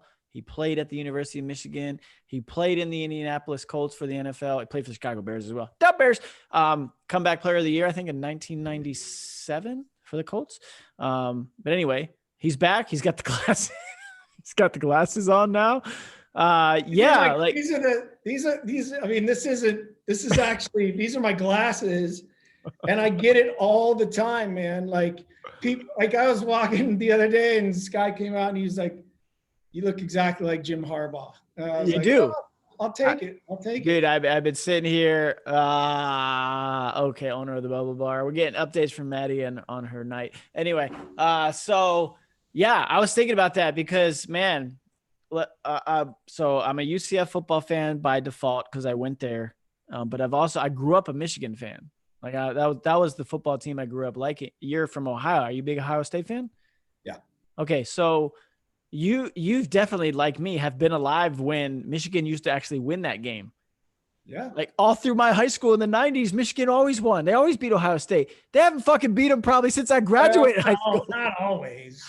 In the, Michigan was a national champ in '97, so I remember that junior year. Yeah. But probably since like 2000. It's not even a rivalry anymore, man. It's No. fucking Ohio State just naming the score. I think one game, it was in the Brady Hoke era at Michigan. I think it was Ohio State ended up winning like 44-41. It was some weird high scoring back and forth game. Take that game out. It's Ohio State like, oh, we got to go play Michigan. Bummer. What are we going to, how much are we going to put up today? And Yeah, it's I don't know. It's still, I embarrassing, man. think, I don't even know why it's gotten to that point, though. You know what I mean? Because Ohio State's maintained. And if anything, Ohio State, outside of Alabama, they're the premier college program in the United States. Like those, I get it. Fucking God, what was the dude? Well, the coach that left Florida and went there. oh my God. I know we're both blanking on this guy. God, this is dumb. Here we go. You know what? I'm gonna fill the air. My people are going to be like, you're an idiot because you don't remember. I know. I'm gonna fill the air with dead space as I no, Ryan Day is the current Urban Meyer. So when Urban Meyer left the Gators and went to Ohio State, I knew it. I knew it when he got hired. I was like, this motherfucker is gonna blow the doors off of Michigan every year because I grew up in Florida, man. I was in Orlando. I saw what Urban Meyer did in Florida. I knew he was a great coach. Yeah. Right. But he goes to Ohio State, which was expected. Like he got his start, I think, in Bowling Green, and then he went out to whatever Utah, and then he came back. So I knew Urban Meyer was a great coach, but even with him leaving, everyone's like, "Oh, Urban Meyer's good, or Ohio State's gonna take this step back." Nope, not one bit. Ryan Day just picked up where they took off, and it's frustrating because I really don't. I'm being honest. As a Michigan fan, I don't get it because the legacy, the history, all the tradition, it's all there. But Ohio State has maintained and moved on to another tier, and Michigan, they're not even. It's not a rivalry. And that rivalry is good for. I mean, look, it's nice for Ohio State to win all the time against Michigan, but college sports and college football needs that. It's like the oldest rivalry in college football. It is. Yeah. You need, but it has to be competitive or else it's not worth it. It's not a rivalry. Yeah. It's like the Bears and the Packers. It's not a fucking rivalry anymore. The Packers win every time. It's not a rivalry. I think the Wolverines still have more wins than Ohio State. Yeah, like Michigan by default still has the most wins, but they're off to it. They've got one this year. It's not going well, and that's what's weird to me because I can recall my cousin. He went and got his master's at the University of Michigan recently, so I'm trying to blame all this shit on him, but. I just remember the preseason reports. It was like, hey, Jim Harbaugh's like, hey, we're ready to play. We're doing everything we need to possibly do for COVID. We're perfectly, we're fine. There's no cases. There's nothing. And you would think the team is all ready to go, right? And they go out and like Minnesota had all the preseason hype.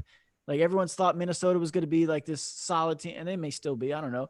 But Michigan goes into Minnesota, kind of blows the doors off of them, and then Indiana. No, not even. But prior to that, Michigan State coming off of a 4-8 year. Like that's my problem with Jim Harbaugh. He doesn't beat anyone. He doesn't beat the rivals. Yeah. He doesn't beat Michigan State. He doesn't beat Ohio State. And it's like, hey, how much this could be it for him. Oh, it is by contract, by default. Oh, this is his final year of his contract. Oh. Yeah. So Michigan's in a weird position to either just let him walk, or how do you give a guy who's in this current state at 1-3, it doesn't even matter. I don't think they win another game the rest of the year, man. I'm being honest. I looked at their schedule. I don't think they're going to win a game the rest of the year. I've heard talk about Luke Fickell, who's down in Cincinnati. Who also was from Ohio State. Cincinnati's like that springboard, man. It's so weird. And because UCF plays Cincinnati this weekend, so I can't wait to watch that game. But UCF, 2 dumb losses this year already, so they're already removed. But yeah, like, man, that American Athletic Conference, like them, Cincinnati, Memphis, those 3 schools. They do. You don't want to play those 3 schools. Put it that way. If you're a Power 5 conference, you don't want to play Cincinnati, Memphis, or UCF because chances are it's not going to go your way. And the problem is you can't just show up and hope to win because they're gonna play. They're gonna play you. Yeah. All right, man. So I mentioned Jim Harbaugh. I don't know. I feel like he squandered his opportunity to get a movie made after him. But if he ever does, I was gonna say, I think you guys are even the same age. I think he's like 54. So I feel like you guys are the same age and everything. You look like him. I don't know if you want to suit up and relive his college experience at Michigan and then his NFL experience at show me the money. Yeah. I was going to say, I feel like the highlight of his career is when he was in San Francisco and he turned Colin Kaepernick into a nobody, into an all-pro player, the Super Bowl. Yeah. But here's my thing. I want to know this because I don't know how much military-related roles you've done. I know you were in shooter. Yeah. But look, man, and I get it. I always read that there's advisors, but I don't. Are there?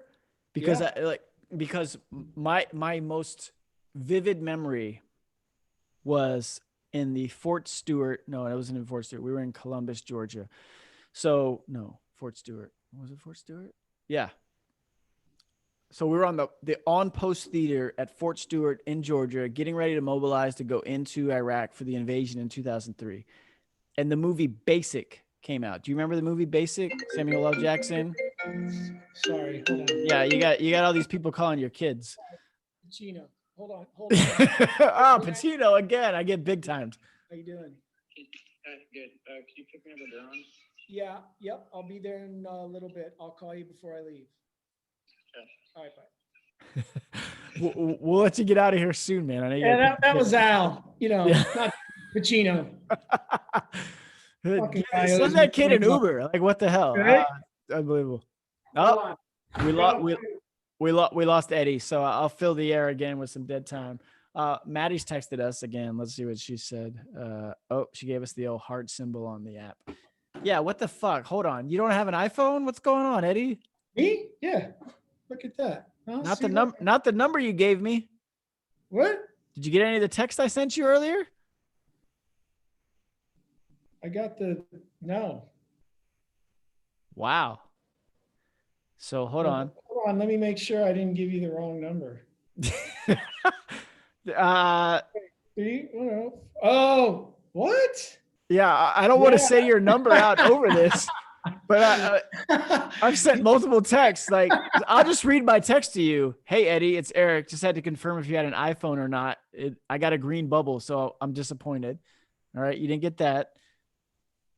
So you gave me the wrong number. Unbelievable. Yeah, wow. I did. You really are a boomer. You know that? I did. Complete Luddite. Well, I must not have had I don't even know who the fuck I sent that text to then. I might not have had my glasses on. Yeah, there you go. Because that number is not even close. Yeah. Did you just make up a number? I mean, there are two numbers that are incorrect in that. So I apologize, but that's kind of fun.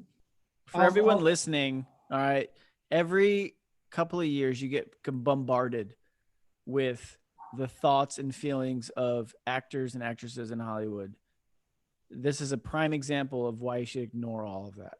Exactly. He doesn't even know his own phone number. A bumbling booby. Yeah, I'm not gonna give out the number. Actually, I should give out the number he gave because it's not his. Yeah, give it out. Feel free. Yeah, whatever. Fuck it. All right, here. I sent you the correct number. Where'd you send it to? To your Twitter. Okay, cool. All right. So here's my thing. So that movie, did you ever see that movie Basic? Do you know which one I'm talking about? No. All right. So it was like 2003. Samuel L. Jackson was in it. Samuel L. God, what's his name? It's right in front of me. I literally just Travolta? said it. John Travolta. Yeah, John Travolta's in it. So anyway, there's a scene in the movie. Samuel L. Jackson is like this ranger school instructor, and he's wearing his actual uniform at the time. He's wearing his standard BDU, his battle dress uniform, his fatigues. He's wearing E4 specialist rank. He's in E8 at the time. Right. Now, no one who doesn't know anything about the military or is in it, or in the army at least, is going to know like why there are fucking sham shields on his shoulder. He's wearing E4 rank. Then he's wearing like the fucking cape. He's wearing this weird like cape, you know, You guys in the wet military weather love top. capes. You guys Yeah, love he's wearing capes. that and he's got the right rank on at that point. And so here's my question about it is Yeah. like, is there are is there a job for me? Because I don't get it. Like, is there no one who actually takes 5 seconds to Google rank of the United States military You know, I before we? think Because look, I did TV production in high school. I'm a big deal, Eddie. All right, TV production, right? And I remember the term. It was called can you get me a continuity. job, sir? Yeah, it was called continuity, right? Like you wanted Of one course. scene to look like the next scene, right? Because you're Yeah. carrying. So tell me how the rank can be completely wrong from one scene to the next. Like, I mean, you know, seriously, like I that's know there's American. certain movies that get advisors. Like I know The Lone Survivor. I get that. But on average, is there no military advisor to say, hey, what you guys are putting on screen is fucking wrong. What are you doing?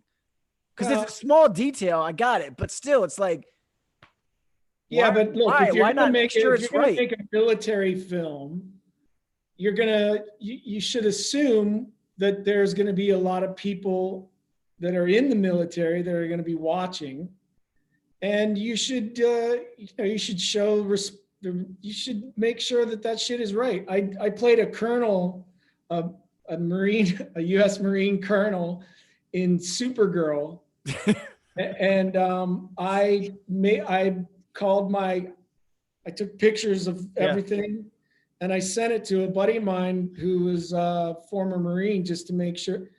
I mean, you know, just for me, it would kill me if I had people going, "What the fuck is that?" Right, exactly, because it doesn't. You can't erase it. It's there, No, right? It's no, permanent.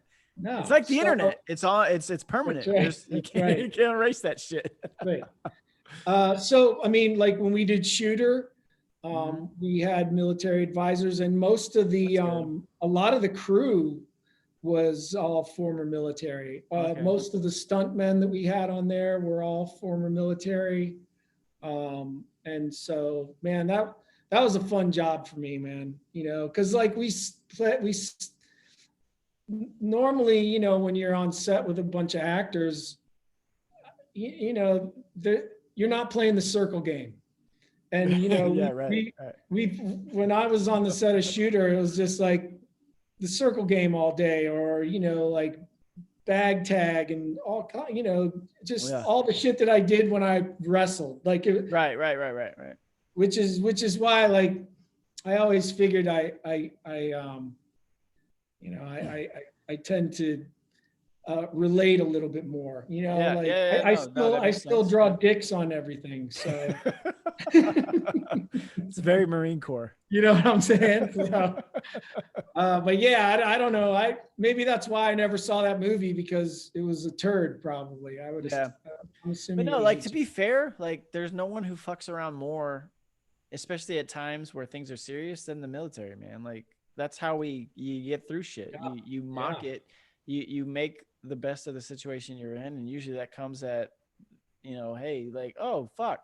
I still remember like, so I was the non-commissioned officer in charge in Kabul of our quick reaction force on the base in Kabul, in NKC, the new Kabul compound, at a time in 2013 where supposedly this was right after a jingle truck, which, you know, Americans don't understand what a jingle truck is, but imagine a garbage truck full of explosives, about 58,000 pounds full of explosives. a V bed. Yeah, it was a V-bid, but it didn't properly detonate out in front of Fob Ghazni at the time.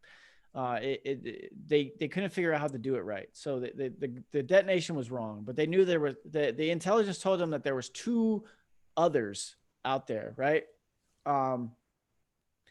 And the suspected targets of these other two were us, obviously, because we were right next to the embassy. So they thought they would detonate it either next to the embassy or next to us. Either way, it was a high value target. And then the other one was wherever. And the CIA at the time did the blast analysis of this one that didn't properly detonate. And they said that it would be 13 times the Oklahoma City bombing at the federal building, right? So what that meant for us in our little tiny compound, so there was our compound, there was the helicopter airstrip, there was a hospital. What they said was if it went off in front of our ECP, which is an entry control point, if it went off, it would not only flatten our building, it would annihilate the helipad, and it would flatten the hospital behind us. All right. So it was going to be a big fucking explosion if it came. So I'm the NCOIC. I'm the non-commissioned officer in charge. I get this intel brief and I go down and we're having like our standard, weekend formation. And like, we're going to talk about this shit. And I just remember telling them, I'm like, look, how can I make this funny? Because if I tried to make it serious, everyone's just gonna be like, they're not going to, you know what I mean?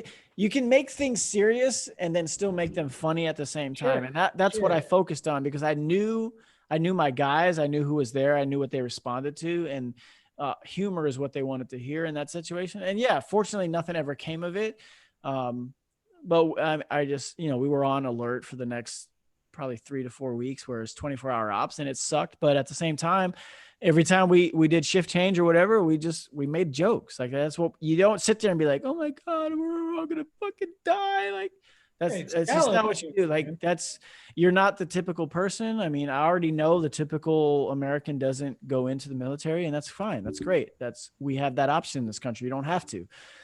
But that to me is why I bring it full circle back to the continuity, because I don't like it. Is it not a standard thing? Like, we're making this movie, we're making this show. Like, can we just reach out to, is there no Rolodex of military guys? Like, hey man, cause if you need someone, Eddie, like, DM me, bro. I'll tell you if it looks stupid or not. But like, I don't get it why there's cause that's not the only example. It really isn't. Oh, you see, that's just the most prevalent. Cause I'm like, how could you get the rank that fucking wrong? But the average person watching that movie is they're just going to see Samuel L. Jackson and be like, oh my God, Samuel L. Jackson and John Travolta. Like, that's all they see. See, man, I just think it's just disrespectful. I think it's disrespectful. I think if you're going to make a movie about the military, it should be top priority to make sure that those kind of things are, buttoned up. Do you think that's conscious, or is it just is what it is? Like, do you think like they're really trying? I think it depends on who's making the movie. I think it depends on, like the political angle of the actual movie story being told. That's why I like reading books, man, because it's not injected with politics. I just finished David Bellavia's book, House to House. Fucking incredible. What's that one on? What's the book? What's it on? Yeah. It's about Fallujah 2. I knew you were going to say the Marines. I knew it. I just wanted you to say it. But go ahead. No. He was just fucking with you. He was Army. I know. I'm just fucking with you. You said Fallujah, so everyone's gonna be like, "Yeah, Marine Corps." Well, yeah. But this was about what happened when he that got him the Congressional Medal. Oh shit! Okay. And so anyway.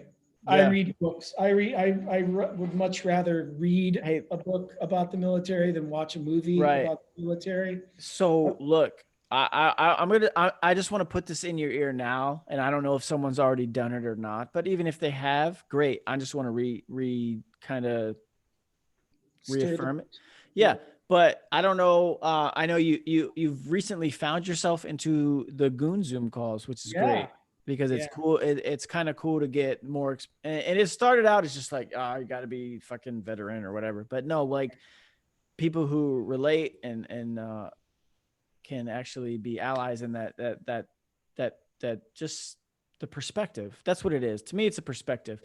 But recently, I don't know if you've been following the Sergeant First Class, Alwyn Cash, our efforts to get his Silver Star upgraded to the Medal of Honor. So that's happening. That is about to happen at some point. But look, Eddie, man, I don't know. I don't even pretend to know what your power, your influence is on anything. I'll fucking write it myself. But if there's any way to take this man's story, just read the narrative, read what he did. That's a fucking movie, dude. That like this, the what that motherfucker did in Iraq we have the Army value. We have 7 Army values, right? Selfless service is one of them. That is the definition of selfless service. When I was a drill sergeant, this is all we would talk about was selfless service. We would always go back to Sergeant First Class Alan Cash's his moment, his moment in Iraq and why he was awarded the Silver Star at the time. And now, fortunately, it's going to be upgraded to a Medal of Honor. We're just literally waiting on the signature from the president. But this guy is the epitome. It's the example. That is the fucking movie that I don't know what influence you have. You know him? Did I know personally? No, I didn't. I just know he was from Florida. He's from Oviedo. Again, I'm from Orlando. Oviedo is a suburb just north of us. He was in 3rd Infantry Division out of Fort Stewart. But when I was a drill sergeant, like I was a drill sergeant at Fort Benning in Georgia. And this is just something that it just went around. It made the rounds of the infantry, which is the home of Fort Benning, right? It's the maneuver center. The infantry and the tankers are there. Alwyn Cash was a legend in that community. He still is. But that was something we talked about. So I would say, look, man, if you've got the motivation and the push and the pull and the ability to push someone to make a great military fucking movie, make it about Sergeant First Class Alwyn Cash. Because that motherfucker was it doesn't even make sense what he did. It doesn't. When you read it, you're just like, how does someone this selfless exist? Right. And he did, and he was a real human being. It was a real story, and it would be great.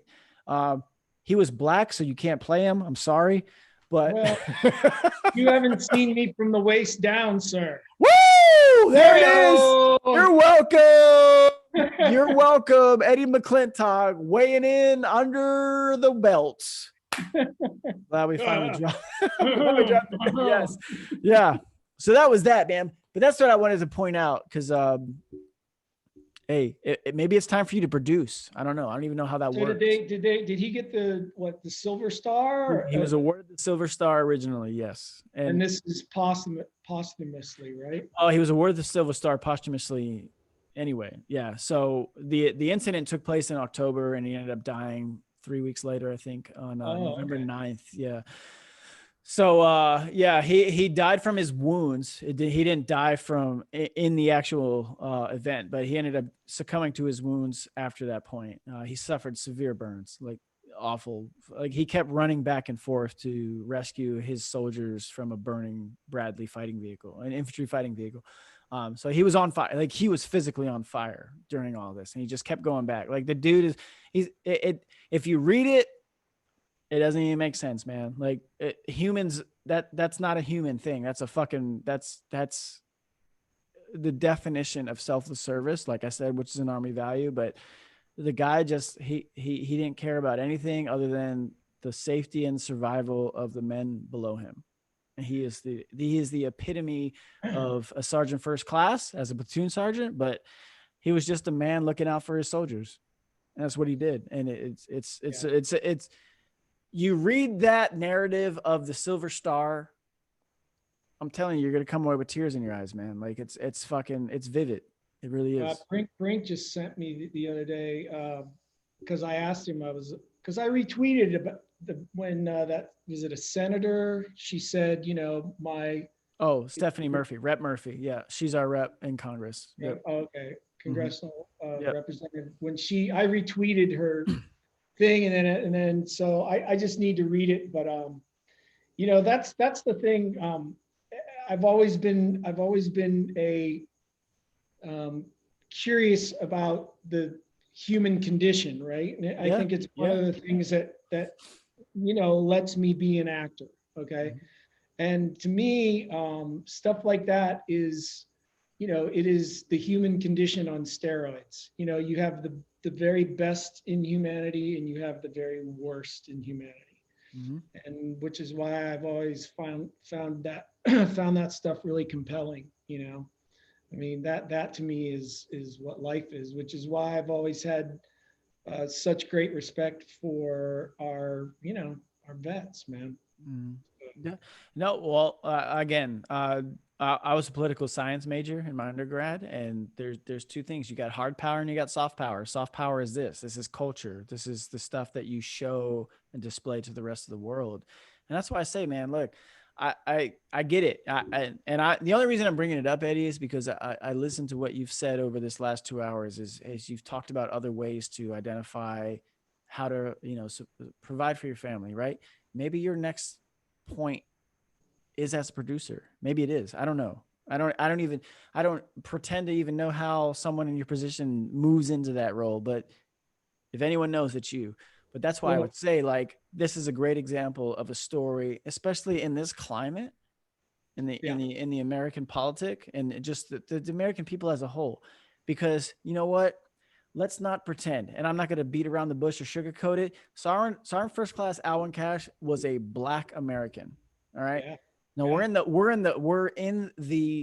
uh, we are in the climate of where everything is reduced to identity politics, unfortunately, right? yeah, But yeah. Sergeant First Class Alwyn Cash, if you don't want to stop at American soldier, you can pull back Black American soldier, right? Yeah, And yeah, that plays to everything that was not sold to the American public absolutely. accurately or with integrity.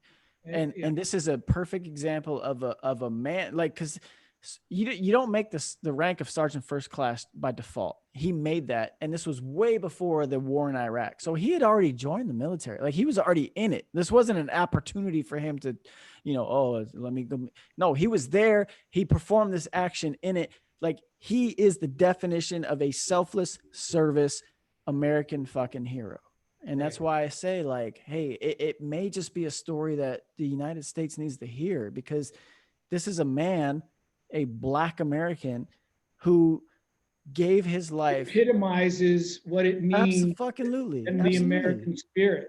Yeah. Yeah, And unfortunately, I hate to say it, man, but we're in a time where it's like we don't want to acknowledge anything that isn't an identity politics related incident.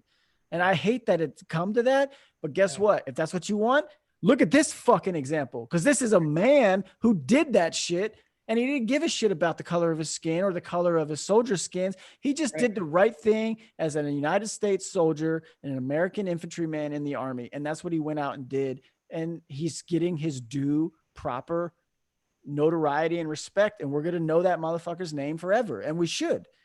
Yeah. Well, I have be, because of, not just because he was a Black American, but because of what, and I haven't read it yet, but because Yeah. of what he say he did, I have a very, I guarantee that someone way above my pay grade Mm-hmm. is gonna make that movie.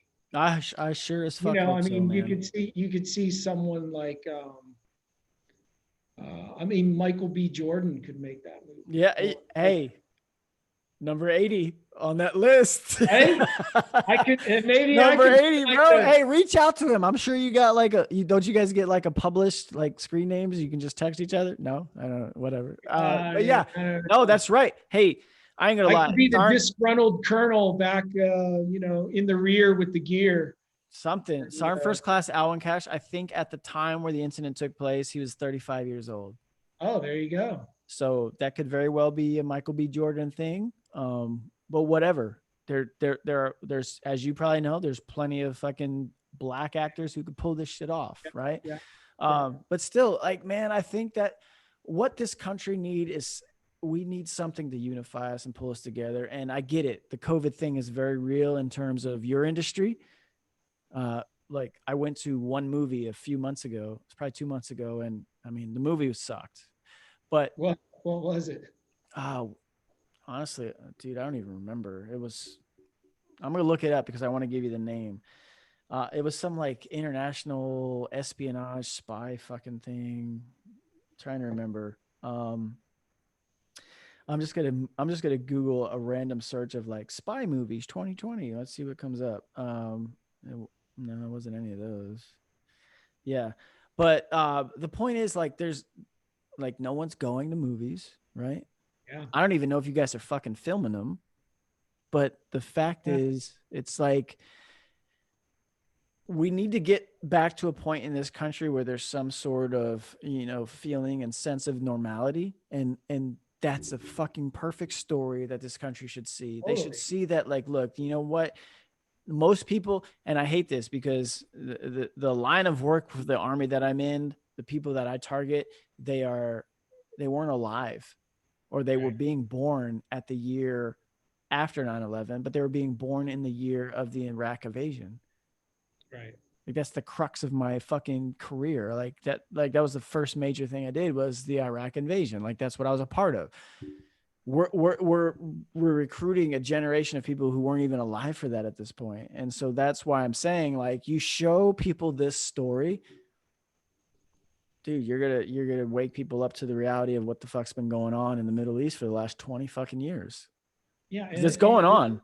It's counter to the narrative, man. You know, it's you know, what I've, as a civilian, like what I've always read is during combat, no, you know, American soldiers don't care about color. They're brothers, No, period. yeah, exactly. Period. And all that other societal bullshit is, it doesn't matter because you're there to support your brother. Mm-hmm. So, yeah, I mean, that's what this country needs. It needs to, I mean, we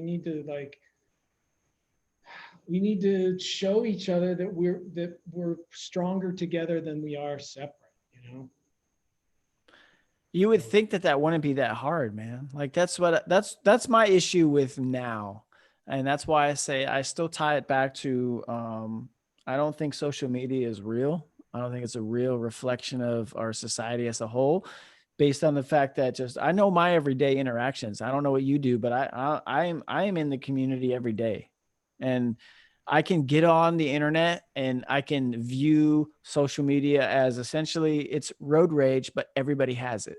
Everybody is giving the middle finger to everybody on the superhighway with them, right? That's Right. what it is. It's road rage. But when I go out in the real world and I talk to my neighbors, or I talk to people in a store or whatever, we're good, man. Like, Yeah. social media has been designed either on purpose or by maybe not, but one way or the other, I know what you're saying. it's leading to the actual obvious depiction that, like, look, man, this is, you're making the worst seem like the normal, and it's not. Right. It's just people shouting and not listening. No one's listening to the other person. Not at all. It's just somebody giving their opinion, and then, except for me, I'm telling fart jokes and drawing dicks. Can you give us a fart joke? Because you haven't given us one yet. I'm pretty disappointed. I got a dad joke for you when you're done too. As I try to find this movie really first. put me on the spot. Good fart joke. You asked for it. I know, What do you mean but put you on the spot? You're I fucking was Eddie speaking McClintock. You know who the fuck you are? Don't you know who I think I am? I don't know. Tell me your joke and I'll try and make All right. So how do you make a waterbed more bouncy? Yeah. You don't know, do you? I know.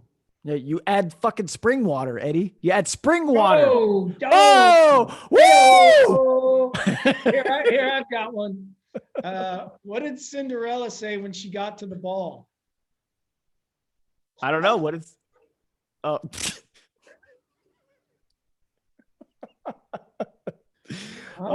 I'm still trying to find that movie for those of us not who missed Eddie's joke. If you missed Eddie's joke, please rewind to that point and you'll get it. What was the international, like, spy movie? There was a black actor in it. He's a big part of it. It just came out like 3 months ago. Tenet? Yes, I think.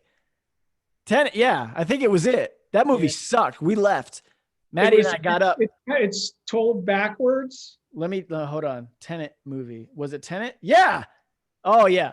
Maddie and I got up at like the hour mark and we're like, yo, this sucks. We left. That's the movie though. You're right. You nailed it. Tenet. I think it's the same guy that did he does that weird Singer. Is it Singer? The director? I don't know. John Cena? Not John I don't know, Cena. but yeah, Tenet absolutely was the movie. Uh, and I would hate for it to all make sense like 5 minutes after we left, but it took too long. Like it was bad. First movie back when the theaters opened and everything, man. It was My wife and I, um, that's our thing. I mean, movies. since we've gotten married, like on the weekends, and since we had kids, it's like that's our weekend date. We Yeah. we we go to eat dinner and then we go to the movies, and it's been thin, thin. Is she an actress? No. No. Okay. All right. So cool.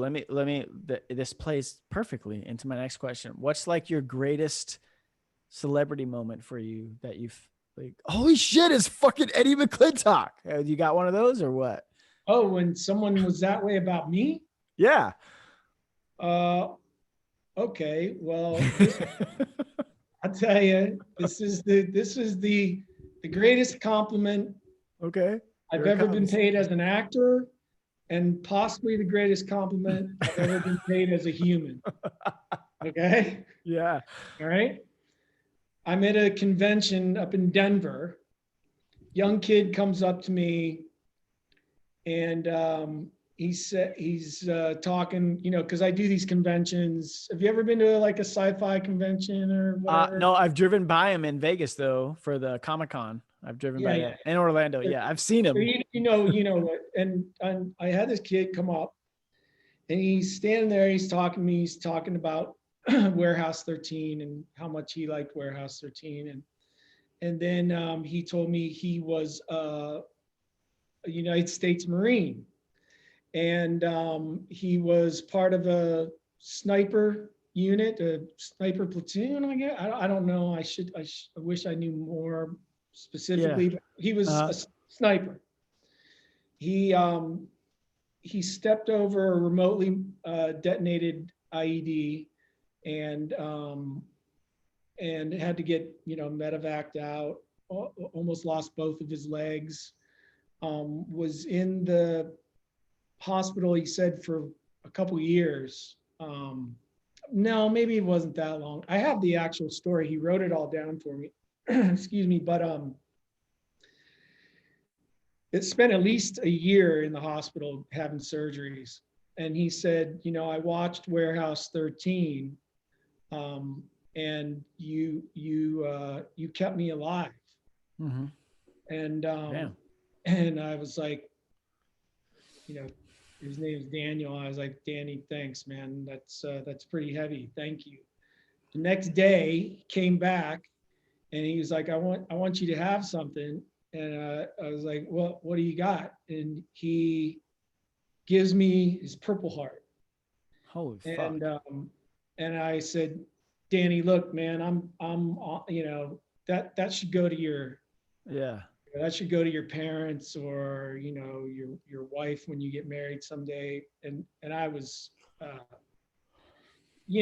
just so honored by that. And he goes, no, man, it's okay, because I got blown up this was in Afghanistan. He goes, I got blown up in Iraq too. So He's got his he had 2 Purple Hearts, but he gave me, he was like, I want you to have it, and I've had people say to me, you shouldn't have taken it.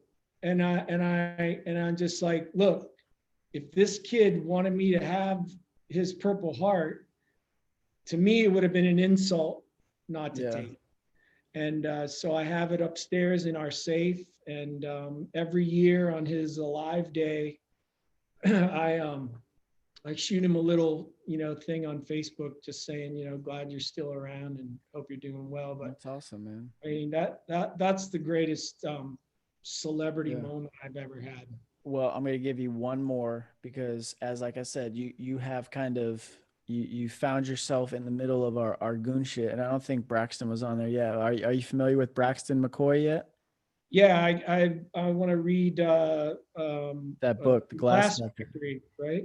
Yeah, you got the book? Not yet. Brinks sending it to me. Okay, perfect. Because at the same time, look, I told you the Sar and Cash story. Look, it's not just a product of this And these wars, whether it's the global war on terrorism, whether it's the war in Iraq, it's Operation Enduring Freedom in fucking Afghanistan, whatever it is, like yes, there's tons of stories to come out of that. That stories have come out of the military and our experiences throughout history of Hollywood. But I have said this since I read his book, since I've talked to the man, like that motherfucker Braxton is a great writer. And that book, it will fucking floor you. And getting to talk to you as we have over the last like hour and a half, 2 hours or whatever, I feel like you have the personality and the heart that you'll respond in the way that I'm describing it. Like when you read this book, it doesn't matter whether you were in the military or not, you will be fucking floored over the just brutal honesty that is Braxton and how he writes. This is an absolute another fucking book and story that should be a movie, man. Like Americans need to know who these men are. I agree. You know, whether it's Sergeant Cash or Sergeant First Class Cash, or it's Braxton and his time at the glass factory in Ramadi in Iraq, and he talks about, you know, some of the other men that he served with. Like, it's there, man. It's all written in vivid detail. The fucking script's there. Just do whatever it is you guys do and fine tune it and give yourself some dialogue, but you don't even have to do anything. It's right there in those pages. And that's why I say, man, like, I'm glad you're getting it and Brink's sending it to you. But when you read that, dude, this is like that book is brutal fucking honesty. It's, you don't have to be in the military to have read that and like immediately look into yourself introspectively and be like, yo, and your story, man, like you've overcome an addiction. Like you will identify wholeheartedly with what Braxton describes in that book, because he went through an addiction after his injury. Like I went to Amazon and I read the the liner, I guess. Yeah. And then I wrote to him and said, I'm gonna get your book and read it, and he responded, and then I don't know, he posted something about his septic system backed up, so I sent him that. I sent him that GIF of from Vacation, where he goes, where he's sumping, he goes shitters full. Yeah. And he was like, dude, we should be friends. Like, because, and I know that kind of guy. It's like I was talking about earlier. He's the sign. He's a. Anyway, he's just a dude, man. Like I get it. I get it. Yeah, exactly. Like he's been through all that, but he still appreciates. Yeah, Braxton's an everyman, man. He's an everyman. He's got a great sense of humor. He's very he's self-deprecating. I know it's something you talked about earlier, where your agent doesn't like you doing that, but Braxton's probably the most humble dude I've ever come across. Like, he doesn't take any of that for granted, but he also doesn't take any of it as like anything special. And we know better, but Braxton's like, it's just another day, man. I lived through it, and I wrote this book about it, and I've overcome it, and this is what I do now. And like, I mean, it's great. Like, but these are the things, man. Like, we are missing an opportunity in our culture. We're missing an opportunity in culture, because I go back to soft power, right? Right.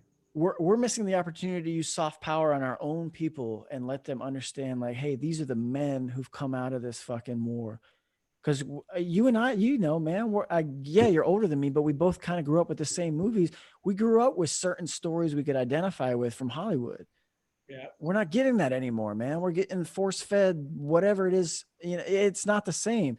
There is a place for it. I got it. I would never, like, I'm not trying to change Hollywood, but at the same time, there should be that segment who's paying attention to what went on over the last damn near fucking 20 years.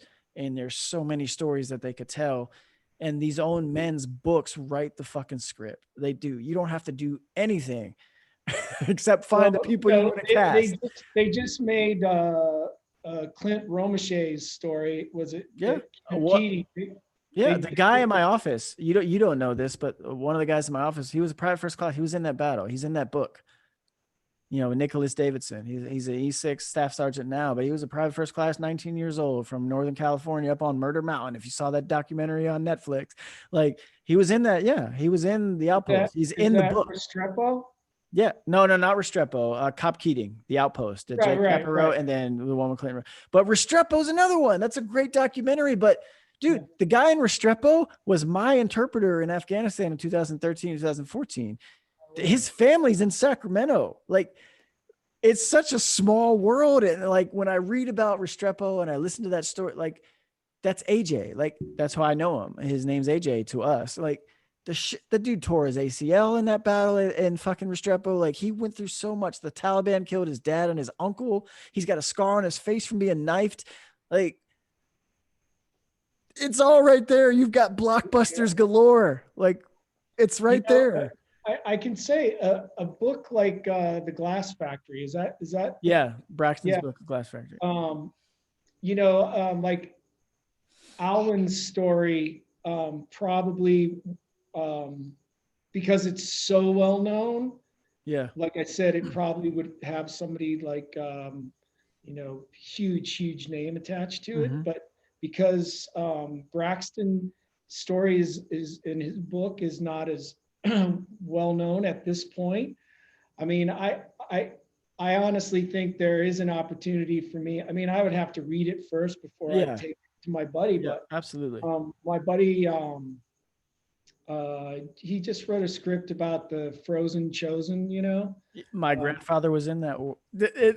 Yeah, man. Like, exactly. Like, that's not even been done yet, and that's 70 fucking years old. And it's like, yes, my grandfather was in that. Man, I just posted the picture of I lost my grandfather a year ago on the 15th, but he was in Korea, and he was in the Frozen Chosen and Pork Chop Hill and all that shit, man. Like, his first night, he tells the story like, we got overrun and I was on the 50 cal my first night in Korea. Like, I'm like, yeah, I don't got cool stories like that. It just, sorry, I just don't got them. But yeah, I mean, I agree, man. I would love. I mean, that would be my ultimate dream job, is to do a war film that doesn't have a political agenda, that is merely there to tell the story of the brothers. So I just thought of the character that you could do in The Glass Factory, because Braxton, kind of the way reading about it, the way he wrote about him, but also when I talked to him and did the podcast with him, like, he revered the man that much, was Colonel Mack. He was the lieutenant colonel on the ground at the time, who usually wasn't there, but he was there that day. And unfortunately he passed in that incident. It might be a great role for you to play, honestly, because he was someone. Was it his Humvee or Bradley that got? No, he was on the ground. He was on foot. They were at, literally, the glass factory describes the position that they were at. They were at an actual glass factory. They were taking applications for, I believe, the police in the Iraq. And it was more of it was formality at this point, because the application process had closed. It was like 2 or 3 days after all this had closed. So they were doing it for no reason other than, let's go do it. But nothing was going to come out of it. And unfortunately, there was a suicide bomber with a suicide vest in the crowd. And that's what, he describes as, they identified this individual and it was too late at the time, essentially. And Colonel Mack was there on site. There was a Marine Corps dog handler who lost his life that he describes in great detail, who was a very good person to him. Ironically, the dog survived, just based on the blast and the height of the blast and everything. Right. But yeah, it's an amazing story. But I mean, I would just say, like, once you read it, Colonel Mack, man, that might be, and I'll hit up Braxton after this and let him know that I mentioned it to you. But like, these are things, man, that are there, and it's just our countrymen need to know these stories, because we're losing it. We're losing it, man. Like, I agree. There was a ton of movies made in the early 2000s, right? From like 2003 to 2010. I think there were a lot of movies made, whether it was Jarhead or all those things. Like, stuff was made, Fahrenheit 9/11, whatever it was, whether it was positive or negative, movies were being made in the 2010s. Yeah. but nothing's really been made since then. And I think we've got really good stories that we could draw back on and highlight. And if it's Well, and something you could, especially, like there's this idea that was the bad war, right? that there, Yeah, there's it didn't start that way though. no, no, no. Yeah, I mean, I can't wait to read it. I look forward to it. Yeah, Right now I'm reading a book called Whiskey Tango Foxtrot that is about yeah, I've heard about it. it's about Mac D. Sog in I think 769, 70. Yeah, I've heard about it. And it's good so far. Yeah, You know? I mean, and you'll see it. I mean, now that you're hanging out with us once a week on this goon shit, but not all these guys make it on there. But even in our chat, man, I did a podcast with Javier Mackey, a retired Green Beret who was there with the Sergeant Miller, who got the Medal of Honor in Afghanistan. He was there with them. I did one with Joe Kent, whose wife, Shannon Kent. Yeah. Yeah. I mean, man, we've got such a great little group of people. And like, that's another one, like Shannon Kent, like, I don't know how many fucking virtue signals do you want? And then not to make her story about that, but this is the first fucking woman who was special operations and did all that shit with them. And then on top of that, her husband, Joe, is a fucking badass motherfucking Green Beret in his own right. Like, these are this is the greatest people our country has to offer. And these are the stories that got to be told, man. And I feel, I don't even know why I'm getting an opportunity to talk to these people. I don't deserve it. I really don't. But the fact that I've gotten to know them and I've been able to record these stories and they're there for as long as YouTube is dumb enough to host this shit, I think it's great. I really do. I love it. Cause I'm fucking, of course, man. A few hundred people listen to this shit. I'm not Joe Rogan, but just be able to put it out there and let people be able to see it if they find it. But for a man like yourself in the line of work that you are in, man, like there's so much you can pull from, and you could, and I get it. You've immersed yourself into this because you feel like this is where you belong, but this may be an opportunity, man. Like I said, like to just throw yourself behind these stories and see what could happen for them, because fuck it, produce them, man. Yeah. Yeah, I gotta tell you, when I showed up at Goon Twitter the other day, it's like, look, to me, guys like that, they're the rock stars, man. Those are the guys that I truly admire. So I feel kind of weird sitting in there. I'm like, what am I doing here? Hollywood sci-fi guy sitting in this chat room with a bunch of people who actually said, I'm going to go and I'm going to put my money where my mouth is when it comes to the defense of my country. And like as a civilian, I've always wondered, like all my life I've wondered, like, how would I have been? Would I have made my father proud? Yeah. And so, my hat always goes off to you guys, and regardless of whether or not you feel that you did nothing or you didn't do what these other guys did, there's a level of respect that I feel in regards to all you guys. So I appreciate you having me on, and yeah, absolutely. I appreciate being invited into the Goon Group. Yeah, I hope we see you tomorrow, because it's coming up. I'll be there. All right, that's the right fucking answer. We're gonna do this shit tomorrow, but I feel like we've touched on just about everything. Let me double check real quick on my little notes. We don't know who the fuck Matt Bomber was, or Bomer, who was the number one sexiest man alive at that point. Real quick, let's close it out with this. So you were a wrestler in college, right? Yeah. What was your greatest wrestling moment? Like, in college? Whatever. It doesn't even have to be college, man. If you fucking tune someone up in high school, whatever. If you won in 9 seconds, whatever. This is how I ended my career. Okay, here we go. In college, when I was in high school, there was a kid that was a year older, and then he had a brother that was a few years older, and they didn't like me, man. They didn't like me, and the older brother used to fuck with me, and and then the one dude, the one brother, used to talk shit about me and whatever. So he went away to college, and then I ended up going down to Wright State. That's where he was, and I guess we kind of made a mea culpa. He chilled out on me, and we ended up being roommates. Oh shit. Yeah, and we wrestled together, but he kind of went back to being the same guy that he was before we had made friends.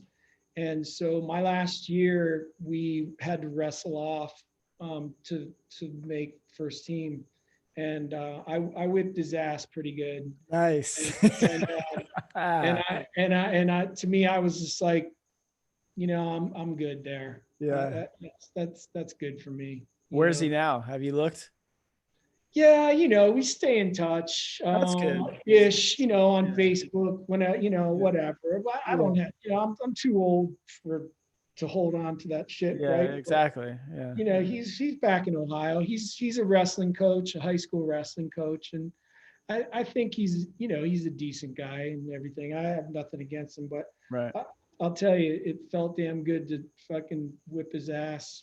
Absolutely. Exactly. Exactly. So there you go. That's Eddie McClintock. All right. If you look, I read off a list of things that we all need to get caught up on. I told you, we're gonna increase that. If it's only for a month, we're gonna increase that royalties or residual. That's right. Give me a residual. Yeah. So we'll hit that up. So Eddie McClintock, remember Disney Plus is coming. All right. We got the Mighty Ducks with Emilio Estevez from the original movie. So get ready for that if you're a Disney Plus subscriber. If you're not, you need to be. And then, like I said, if you're a goon, we'll see you tomorrow night. If you're not, figure it out, man. We'll get you in here. But Eddie, I appreciate you sitting in here with me, man, and spending some time with me. All right. Thanks, Eric. It was a pleasure. Thank you. Absolutely. I'm going to stop this time now.